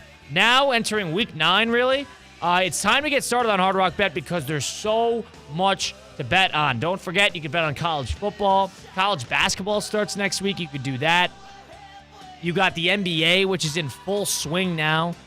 Basically, everything you got involved. It's got the simplicity that the newer fan really wants. That the newer player really wants, but it's also got the sophistication that the experienced player needs when coming to a new sports book. And I'll tell you, every week it seems like there's a new guy who comes up with some crazy parlay. If you don't want to bet a ton of money, you put together a parlay, put a little amount in, get the high upside, stringing together a bunch of bets. This past week, it was National Tight Ends Day on Sunday, and this guy put together a 6-leg parlay for anytime touchdowns. Tucker Kraft, Kyle Pitts, Kate Otten, David Njoku, Mark Andrews, Laporta, and Kincaid. How much was it? $20 wager. How much did he get? $148,925. He did it on Hard Rock Bet. So can you. All you got to do to get started is download Hard Rock Bet on the App Store or the Google Play Store, or go online to hardrock.bet. Try it today. Get it to $100 back in bonus bets. Your first bet does not win. That bet can be a parlay, prop, the over, whatever you like to bet. You either win your first bet or get the same amount you bet back as a bonus bet. Try it today. It's offered by the Seminole Tribe of Florida. You must be 21 plus or older, 21 plus and older, and physically present in Florida to wager. Terms and conditions apply. Consider by gambling. Call 1-888-ADMITTED. C-Cat, welcome back. How you doing? Fantastic. Wonderful show so far, if I might add. Thank you, partner. Let's get to the 5 and 5. Number 1. Well, you guys have been talking about it. Anthony Richardson has officially been benched from the Colts. Whether it was deserved or not, and we know what side you guys fall on that fence, what quarterback is next to ride the pine? Now, this is interesting. Go ahead, Kyle. So is there something, if there's an interesting angle you could take here, who is next? Because I know Tennessee has been in and out of benching their quarterback, and Las Vegas has been somewhat similar and in and out in benching their quarterback, but who's got questions? I think I saw one last night. Daniel Jones now 1-18 in primetime games. I know he's got a ton of money tied up to him, but maybe they give somebody else a shot there. I wouldn't be surprised. They are terrible right now, and they play pretty hard, too. They lead the league in sacks? They lead the league in sacks, so they get after the quarterback. So I could see that happening in terms of the Giants. I know they got a ton of money tied up to them, but what if the Jets, too? What if the Jets? Goodbye. In order to do what? I pressed. Sorry for interjecting. I pressed Tannenbaum hard on that today. I mean, there's no way that team is going to turn things around, right? There's no chance. And they went all in. They got, I was looking at a reporter, rather, of Yes Network, okay, for the Jets. He goes, guys, they signed Hassan Reddick. They got Devontae Adams. They got Aaron Rodgers. They theoretically did everything they needed to do to go for it, and they're 2-6. Tyrod Taylor's their backup. fairly capable. If this Rodgers, if this is too much of a distraction at a point, every week we talk about the Jets' loss and how embarrassing it is. If something's going to have to change. You already fired the head coach. Yeah, Greeny's hot on this, how this might be the greatest failure of a season in the history of modern sport. It's hard to disagree with him right now. Let's let it play out. Obviously, we have half of a season to go still. He's not too far off on this, mate. I mean, I said that this Jets situation stunk before the season. I more or less thought like 9-8, missed the playoffs. I didn't think 2-6 and completely just drop the ball like this. It doesn't get easier either. The Texans are next. Colin, you mentioned that the Cardinals are a scrappy team. They're at Arizona after that. This could get to 2-8. A lot of trouble. With their next 2 games, C.J. Stroud at Arizona. Marvin Harrison Jr. is hot off of a hot game, too. I know that's in 2 weeks. But good golly. Yeah, a lot of trouble there. Let's get to number 2. Number 2. Paolo Banchero of the Orlando Magic. He had 50 points, 13 rebounds, 9 assists against the Pacers yesterday. Has the new age of scoring numbers an accomplishment like this? I'm not impressed. Did you say it wrong? Yeah. Has the new age of scoring numbed the accomplishment? Were you confused with the word choice? I thought there was a typo. I thought numbed was supposed to be numbers. I was thinking about this. This guy had basically a 50-point triple-double, and not a soul cares. It doesn't matter. Yeah, I mean, Colin, this is what the league is now, right? Now, I'm having a lot of... C-Cat, I hope you've been checking your fantasy basketball team. Certainly have. Okay, hit that good. button that says set the optimal lineup. Do it every morning. Okay, love it, brother. Thank you for that. But Colin, like, unless you're playing fantasy like me and deep into this, I guarantee you more than half of our listener audience didn't even know that. And it's not even like that's a historical stat line. That stat line is unbelievable. He had 37 points in the first half. I feel like that happens every other week, though. Nowadays, right? that's the thing. That's the new age of scoring has numbed that down. That would be like the front page news. That 50, 13, and 9, that is an unbelievable stat line. To Colin's point, if I rewind it back to 2006, 2007, a young Mike Rizzo waking up at 6 in the morning and throwing on SportsCenter before the bus, probably would have been leading off with Banchero 50 and a triple-double. Yeah. Now it's like, everyone does it. And he would have the SportsCenter top 10 number 1. Even though there wouldn't be a particular play in there. Yep. No, the number 1 play of that morning would just be the 50 burger. Like, Colin, all my friends and I, we would do that. We would watch SportsCenter at 6 a.m. and then talk about it, at the first break of the action that we had in class. They would have led with that. To your point, they are leading with that. And he's a good player. He's very underrated. He's 21 years old. And you know who he plays like? And people won't admit it. He plays like LeBron. He plays like a young slasher LeBron. Hang on. His passing ability, I don't think it's what... No, it's not up to par with LeBron, but in terms of he's bigger and stronger than he was. LeBron was probably a little more twitchier of an athlete, but he plays a lot like him. He really does. I'll listen to his scoring. You're absolutely right. Now, I think Banchero, a young Banchero, is a better three-point shooter than a young LeBron. A young LeBron could not shoot a three until he got to Miami. But incredible stat line, and not a soul cares. Nobody cares. It's football season, to be fair. I understand, but at least there would have been at least some buzz. 10 years ago, somebody had 50, 30, and 50, 13, and 9. Somebody would have cared. Now nobody cares. That's the new age of scoring. Number 3. Number 3. With last night's Monday Night Football loss, snoozer, Daniel Jones. Danny Dimes. He dropped to 1-15 in primetime games, and the Steelers have now won 22 straight Monday Night Football home games dating back to 92. Was this the worst pairing possible for a Monday Night Football? And are the Giants first in line for a quarterback this offseason? Well, let's think about this. The first thing, what was the NFL thinking? They know the trends. They've won 21 straight Monday Night Football games at home against the guy who has not won a game, basically, in primetime his entire career. Who thought that was a great idea for Monday Night Football? That's a little rough. Can I give you a patented Mike Rizzo? Colin, ask me what that game was last night. What was that game? Snoozer! It was a horrible game. We called it in Miami last night. We called it in Miami. We go, thank God the World Series game. No offense, C-Cat. I know you're on site. Snoozer! But we're like, thank God the World Series is on. because this is going to be one of the worst football games you're going to watch all year. Yeah, it was bad. The first half was somewhat interesting, but it was ugly. And then it got interesting after that punt return, and then the game was over. You had Yankees fans in the bleachers saying Danny Dimes sucks. Just were they bottom of the 8th inning? Were they? Vibes were low. Now I'm curious if that rating, if the Yankee game did more rating, because the Monday Night Football game does traditionally about 18, 16, 17. The Monday night, I wonder if the World Series competed with that. I'd be curious if they did. Giants fans do overlap with Yankees fans. And I think they would favor the Yankee game over the Giant fan. But that's only one market. I don't know. I'm curious to see that rating. It's probably not going to come out for another day or so. Let's get to number 4. Number 4. It's been announced by the NFL that the Bengals-Cowboys game on Monday Night Football, December 9th, mark your calendars, will officially be simulcasted as the Simpsons Fun Day Football. Similar to that Toy Story one he had last year. The Toy Story one was a hit.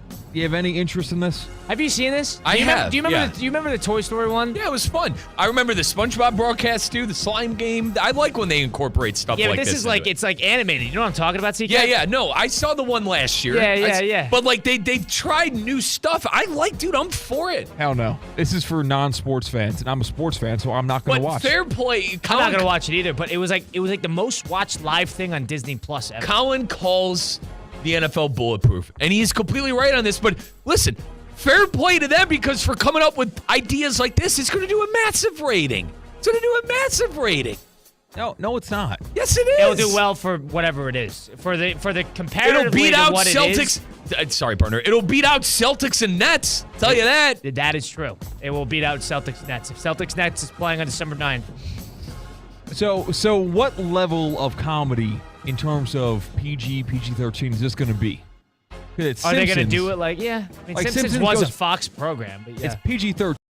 It's The Simpsons. Yeah. I don't know what the equivalent is for TV, but it's that level of wrench and humor. Are they going to get to that level? Because we saw the Nickelodeon cast, which is obviously for kids. This is not that. No, this is like for people like Mike's age, right? That was your age growing up, was The Simpsons, right? Family Guy. You were a Family Guy growing up? Family Guy. So maybe. What about you? And I was Family Guy too. I dabbled in Family Guy, but I can't call myself a fan. Were you a Simpsons guy? No, I didn't really watch. I guess animated. Simpsons might have been a little bit more early 2000s. No, Simpsons was like someone who's like 40 to 45. Is it? Yeah. I thought it was early 2000s. It's that old. Family Guy was more my speed. And also, Colin, for me, I know they would never do it. South Park. My friends and I, we loved South Park. Like, I'm thinking right now, what game is it? It's the Bengals, the Cowboys. All right. I think there could be some very messed up jokes regarding Tua Tagovailoa's concussions made by The Simpsons. No, yeah, I don't know. Well, they're not going to make fun of They're playing on the field. It's like a It's like, I don't even know how to do it. An AI rendering live of the game, but with Simpsons characters and Simpsons voice acting. Think of a guy who gets jacked up across the middle, and then they go to him, and he's got the monkey with the cymbals clapping in his head because he's got nobody home. Like, that's a normal Simpsons joke. Yeah, I know that is. If Family Guy had this game, that's what I would expect. Because Family Guy loves doing stuff like that. They love playing on stereotypes and all that stuff. To be honest, guys, I never really watched The Simpsons. Like, Family Guy. I love the movie. Family Guy is famous for, like, testing the limits of cable TV. The stuff, like, I always say some of those Family Guy episodes would have been canceled now that aired back in the day, all right, with some of the jokes that they have. Same with South Park.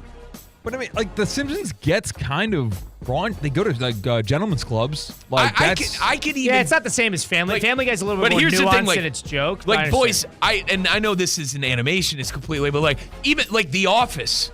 I don't think The Office would fly now with the joke. Oh my God! I know an Office NFL broadcast. I mean, you're kind of losing me here. No, you're not. That's not the point. He's talking about pointing limits of cable television. Yes, and The Office, I don't even think would fly nowadays. So I don't think any of what you're. Really? Yes. Is it that raunchy? Yes, with specific jokes of. I don't even want to go down the road because but. I don't think there's going to be any of that, CCAT, because the NFL isn't going to play it that close to the quote-unquote barrier of what is appropriate and what is not. I wanted a DeMar Hamlin joke. It was Bengals, it was Bills. I wanted a DeMar Hamlin joke. Come on. You're not kidding. What's the name of the guy? Brother, you're going to get canceled if you continue. That would be an interesting joke. I'm not going to lie. That would be a testing the waters joke. Cost me my fantasy football league 2 years ago, by the way. Still kind of bitter about it. Who did? Damar Hamlin. What? Yeah, I had Jamar Chase. I had Joe Burrow. And I lost that year. Oh, because of Damar Hamlin? All I'm because of saying that is, game getting canceled? Yeah. That was week 17 championship. Wow. Uh-huh. I had an 80% chance to win. Score, touchdown, first drive. What was your live reaction? Immediately go to the group chat. So what are we doing? How are we splitting the pot? Wow. Yeah. All you could think about is the money. Mine was a guy that... this guy just is deceased on the field. Literally. All right, yeah, let's... They're doing... come on. You're thinking about your prize money. Number 5. Number 5. Well, here's some karma. The Yankees are down 3-0. God. Aaron Judge, has he killed his legacy with postseason and World Series performance already? Colin, he's got a long way to go. Let's pump the brakes a little bit on that. He's going to have a lot more postseasons. He's dug himself a very large hole in terms of legacy. Do you not agree? A-Rod did the same, and it takes one, right? It takes one tear. Aaron Judge is more than capable to go on a tear for a month, if not longer. So if he comes back... But this is not just 1 year. Right, yeah, but it wasn't just 1 year for A-Rod. All right, if he lays an egg in 25, 26... I don't remember A-Rod's being nearly as bad as this. This is bad. This is like... This is 10 strikeouts in 4 games. I was about to say, Colin, what's the strikeout rate right now? 70%? He had 9. I don't know. Is he inching to 70% strikeout rate in the World Series? Well, he's hitting 190 in the postseason. This is bad. And this is not... It's not like A-Rod just coming off basically a triple crown year on the hitting side of things. I agree. It only takes one, and Judge would forgive every New York fan tomorrow if he came out next year and they swept the postseason. But this is just sort of the reputation that the Yankees have attached to themselves. I agree it's early, but it's not like Judge is any sort of spring chicken. He is 30 years old now. How many postseasons like this are the Yankees really going to get where Judge has an opportunity here to have a big defining Yankee moment? He does not have one. And he has been in the MVP ballots for upward of 7-8 years now. And we have no idea what his Yankee moment is. And to me, you're held to a higher standard because you're a Yankee. You're also held to a higher standard because of how good you were in the regular season. He is hurting his legacy with every at-bat. And, you know, that's just the nature of it. Can I be honest? It looks like that, too. It looks like every at-bat. The jersey's heavier. The jersey's heavier. But, Colin, it looks like every at-bat for Judge is life or death right now.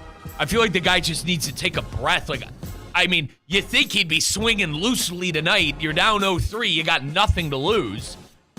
Do you agree? Yeah, maybe. But he's definitely got a mental block. I totally agree.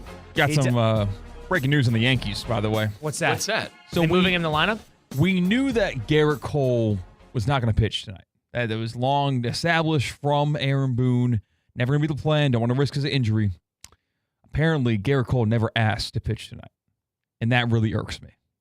So it come out officially that he had the opportunity to pitch tonight if he asked for it. That was insinuated. No, he didn't? just Boone said the ace didn't lobby to start. He never asked to. If I want my that's ace an interesting wanting quote. to pitch. Do you have a quote there or no? Do we have sound? No, because if there's a quote and he said, if they asked him again, because he said yesterday, and it was the Boone decision yesterday. If he said the way you just described it, and, you know, the ace didn't lobby to play him, to play game 4, I'm not going to play him if he doesn't lobby. If that's the way he said it, then all of a sudden this is Boone looking poor as well, but this is Cole looking bad. Now you're deflecting the blame. Do you have a quote there? This is from the Athletics' Chris Kirshner. It's more paraphrasing. He just said that there were no conversations about him making the start and short rest. Cole never said, hey, give me the ball, coach. Say that. Dude, give that to me one more time. Can I hear that one more time? Go ahead, C-Cat. I'm sorry, Colin. Yankees skipper Aaron Boone said Cole did not lobby to start the do-or-die game tonight against the Dodgers, nor were there any conversations about him making the start. All right, Colin, is this him reflecting blame? I more or less think he got tired of being asked it, but at the same time, bad look for Booney. Well, I think it's a bad look for Booney. Cole's the type of fiery personality. Yes. Get out there and pitch. Your job is this. The Give me ace. the ball. Give me the ball. Yes, your job is the ace to be that junkyard dog who your coach has to hold you back. And you're good. Cole 3 years ago used to go like 125 pitches. You just went 88 4 days ago, and you can't go short rest with the season on the line. To your guys' point, it's maybe this is Cole going, I don't want anything to do with this right now. We're down 0-3. I pitched well enough in my lone start. I don't want to get thrown into the junk of the mess that has been the Yankees because right now I am somewhat unscathed. Agreed? It's like jumping on a fumble when you're down by 28 in the fourth quarter of a Super Bowl. It's like, do I want to risk my health of next season for this sinking ship of a series? Well, you're talking from a health perspective. He's talking about from his perception of how he played. That doesn't matter to my opinion. Hang on, Colin. Hear me out. Everyone's on Judge right now with how bad he's been. I feel like he's looking at that situation and going, Mingya, what happens if I go out there Where's the competitor in you, 5? Mike? Where's the... Trust me, Colin, I think that he should be doing this, but at the same time, like... He doesn't think like that. Maybe that's why he's not... Then why isn't he lobbying the start? It's got to be the health thing. It's got to be the health thing. But what are you going to all of a sudden need Tommy John after going tonight instead of tomorrow? If the Yankees need him tonight... I would guess they would use him, yeah. I would guess. I mean, if Gil gives you a solid 3 or 4, and then he starts getting, a couple walks, losing command of the plate, and it's 2-0, why wouldn't you go Cole? Have some pride. Maybe go Cole 5 through 8, and then go Weaver. C-Cat, maybe, 30 minutes before the game, the Batman symbol lights up in the sky, and Garrett Cole puts... Well, they got to announce the lineup. Garrett Cole puts on his cape and saves the day. No, if he doesn't want to pitch going in today, I don't want him to pitch. That's garbage. I don't Colin, know. You don't think this is a sense of him not trying to get? He's got a good public persona already. If he comes out and gets this looks poor. This looks worse than that, Mike. This looks worse. And I don't think there's a shrivel of thought in his head that he cares about how he plays. If he goes out there and gets bumped, they were getting swept anyway. Yeah, at least they're going to commend him for getting out there and he wasn't ready. They're going to say he was short rested. Exactly. Cole gets shelled tonight. The amount of list of the reasons why the Yankees lost this series and got swept, he's like number 7. Like there were a lot of other reasons you can point to this series as to why the Yankees lost. And Cole is not one of those reasons. The Yankees are, I think, going to do a lot of soul searching in the bottom half of that lineup. Now, you got to figure out if you're going to pay Soto or not. But other than that, well, they're going to pay him. It's a matter of does he want to hitch that wagon? Does he want to get booed in right field by There's C-Cat? a conversation now. Hey, he loves those bleacher creatures, and they love him with the Dominican flag flying. If I had a gut feeling, I think he would sign. You guys, but I mean, if somebody about that leaking out before the game yesterday, hey, the Dodgers are interested in Juan Soto. Yeah, I think that's smoke and mirrors. Yeah, so is every other team in baseball. He's probably a top 3 player in baseball. It's not shocking. A's would love him. I mean, Todd Boehly, who's part of that ownership group for the Dodgers, doesn't shock me that Boehly would be able to open up the checkbook for Juan Soto, too. Can you imagine if that happened? Well, I think that's just smoke and mirrors. I wouldn't even want to watch baseball. I think that's just them. I just think that's them trying to get... I know this is the rare year of, like, 2 of the best teams being in the World Series, but like, obviously I would watch baseball, but if Soto went to the Dodgers and joined Mookie, Freeman, Ohtani, like, is that fun? He wouldn't do that. Fun? He's a big competitor. I'd have a lot. It'd be tough for me to fathom him doing that and kind of tapping out in a lot of ways. Like, is that even fun? You know what we'll do that's interesting? I want to give a pie chart of blame out for the Yankees. Nice. Let's figure that out. We'll do that next after the break. Can we wait till the body's like actually dead? Like they have a pulse right now. They're alive. If anything, we're giving them the biggest mojo and we're giving them the biggest jinx in the world. You need this. So let's give a pie chart of blame for the Yankees World Series loss next. Stick around. Russo and Rizzo, ESPN 106.3. Live from the Anajar and Levine Accident Attorney Studios. Anajar and Levine Accident Attorneys. Call 1-800-747-FREE. This is ESPN 106.3. ESPN West Palm is highlighting the best performance of the week, presented by Baptist Health Orthopedic Care. Every week, a different team will be featured across ESPN 106.3 and ESPN West Palm Play. The winning performance receives $500, courtesy of Baptist Health Orthopedic Care. Do you know a team, player, or school with a killer performance? Nominate them by emailing highschool@espnwestpalm.com. Baptist Health Orthopedic Care. Go where the pros go. Hey everyone, it's Cade Shumsland. Every week, Land Rover Palm Beach supports local student athletes as they grow on the field, in the classroom, and in the community by naming a Player of the Week. This year, $35,000 will be rewarded to student athletes and their schools. Tune in to ESPN West Palm High School Game Day every Friday night as I unveil this week's featured athlete. If you have a great performance that I need to know about, DM us at ESPN West Palm. Land Rover Palm Beach, above and beyond. Anajar and Levine Accident Attorneys at 1-800-747-FREE, 1-800-747-FREE. Listen, if you were in an accident, car accident, truck accident, slip and fall, trip and fall, injured on the job, workers' comp issues, call Anajar and Levine Accident Attorneys. They will fight for you.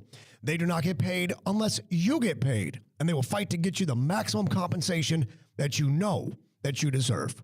Do not deal with the insurance companies on your own. That's impossible. They make it as such. Anajar and Levine will help you to take back control of your life. Again, you'll always talk about your case with an actual attorney. They answer the phone 24 hours a day, 7 days a week to help you to take back control of your life. Call 1-800-747-FREE, 1-800-747-3733. Car accidents, truck accidents, slip and fall, trip and fall. Call Anajar and Levine, my accident attorneys. Anajar and Levine, accident attorneys. Take back control of your life.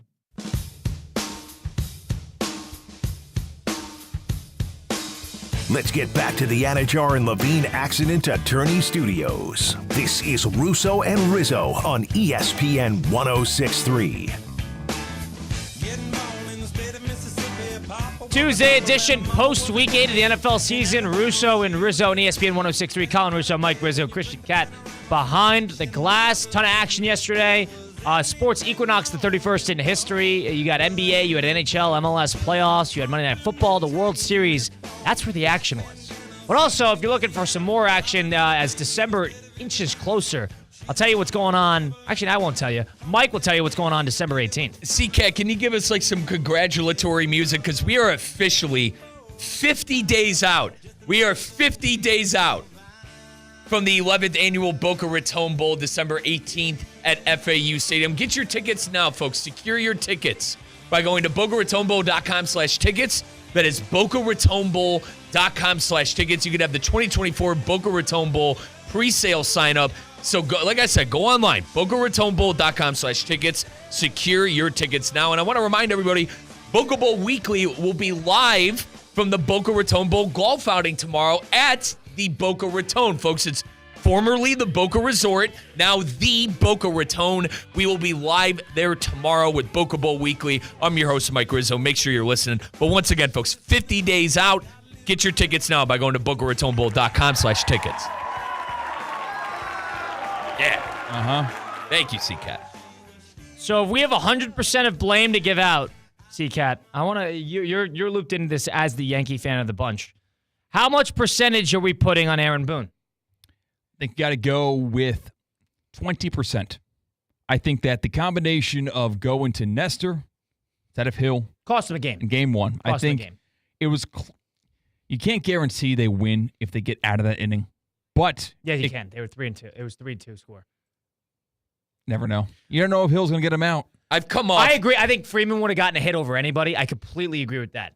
But I think if they went Weaver later and gave Weaver that 10th, I think Weaver would have gotten out of it because he had Lux and Edman to open up the inning. Because you know what? Boone was pressing all the right buttons last night in these moments where he was just pulling relievers every single inning in the middle of the inning after they got a little momentum. He pulls early, yeah. Just every single time. And it worked. Don't get me wrong, it works. You know, Schmidt had nothing at all. Put the Yankees in a hole. I would agree with 20% on Boone. I would agree Colin, with that. I guess I was just flat out wrong, thinking maybe one of these managers don't return next year after this. I still think there was a tremendous amount of pressure on the Yankees to win this.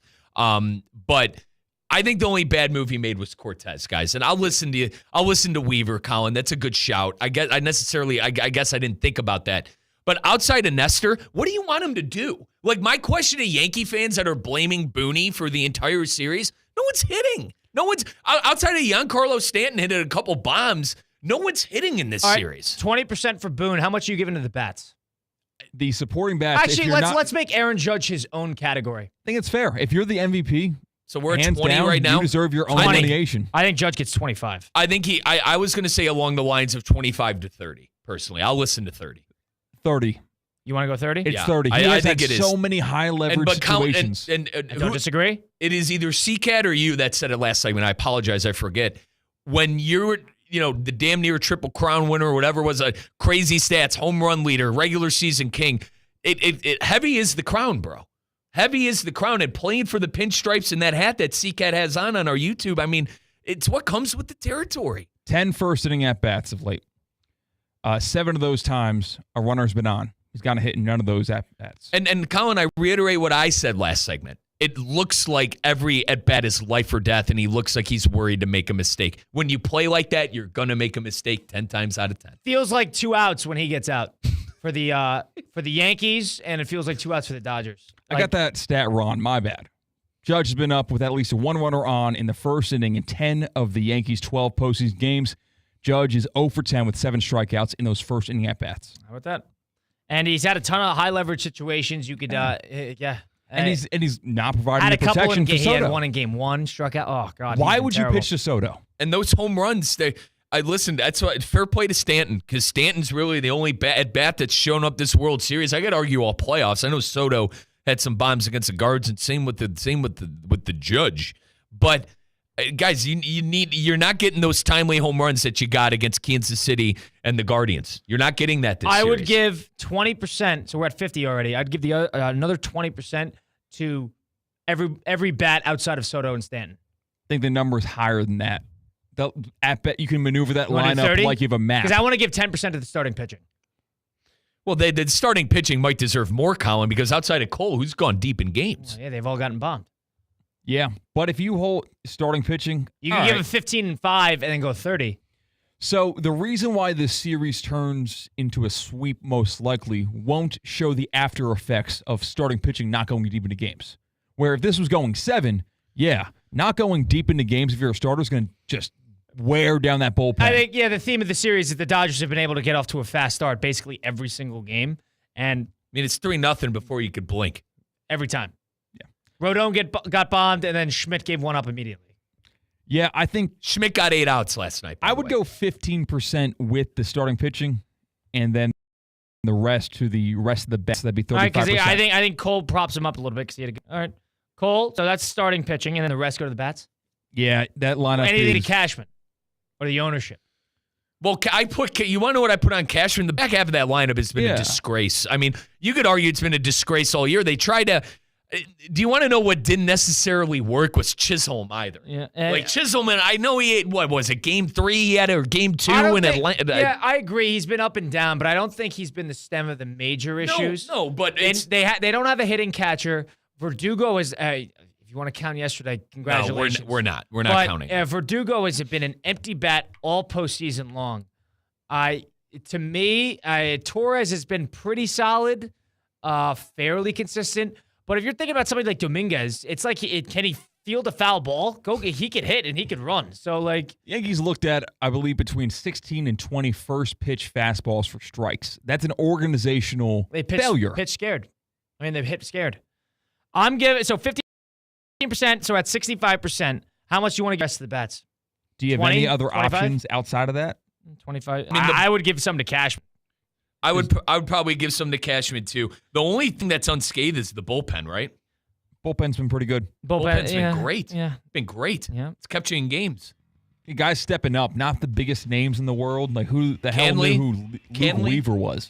Didn't Camley go to Lynn? Am I saying that? I always say that. Yeah, wrong. yeah. I'm sorry. Tommy Camley. He went to Lynn. He went to Lynn. I'd give 10% to Cashman because Cashman's an underlying theme here. Cashman's always been there, and Cashman has got the most protected job in baseball. And can't figure it out. Baby steps. Next year is the year for the New York Yankees. 5-game series. Baby steps. Game 4 tonight, 8:08 first pitch. Gill on the mound versus a bullpen game on the Dodgers side of things. Dodgers looking to close it out and sweep the Yankees in New York. That was Christian Cat, of course, behind the glass. Our Yankee fan, big thanks to him. That was Mike Rizzo. Colin Rizzo here, sending you off into Wednesday. We'll be back at it tomorrow, 4 to 6. Russo and Rizzo, ESPN 106.3.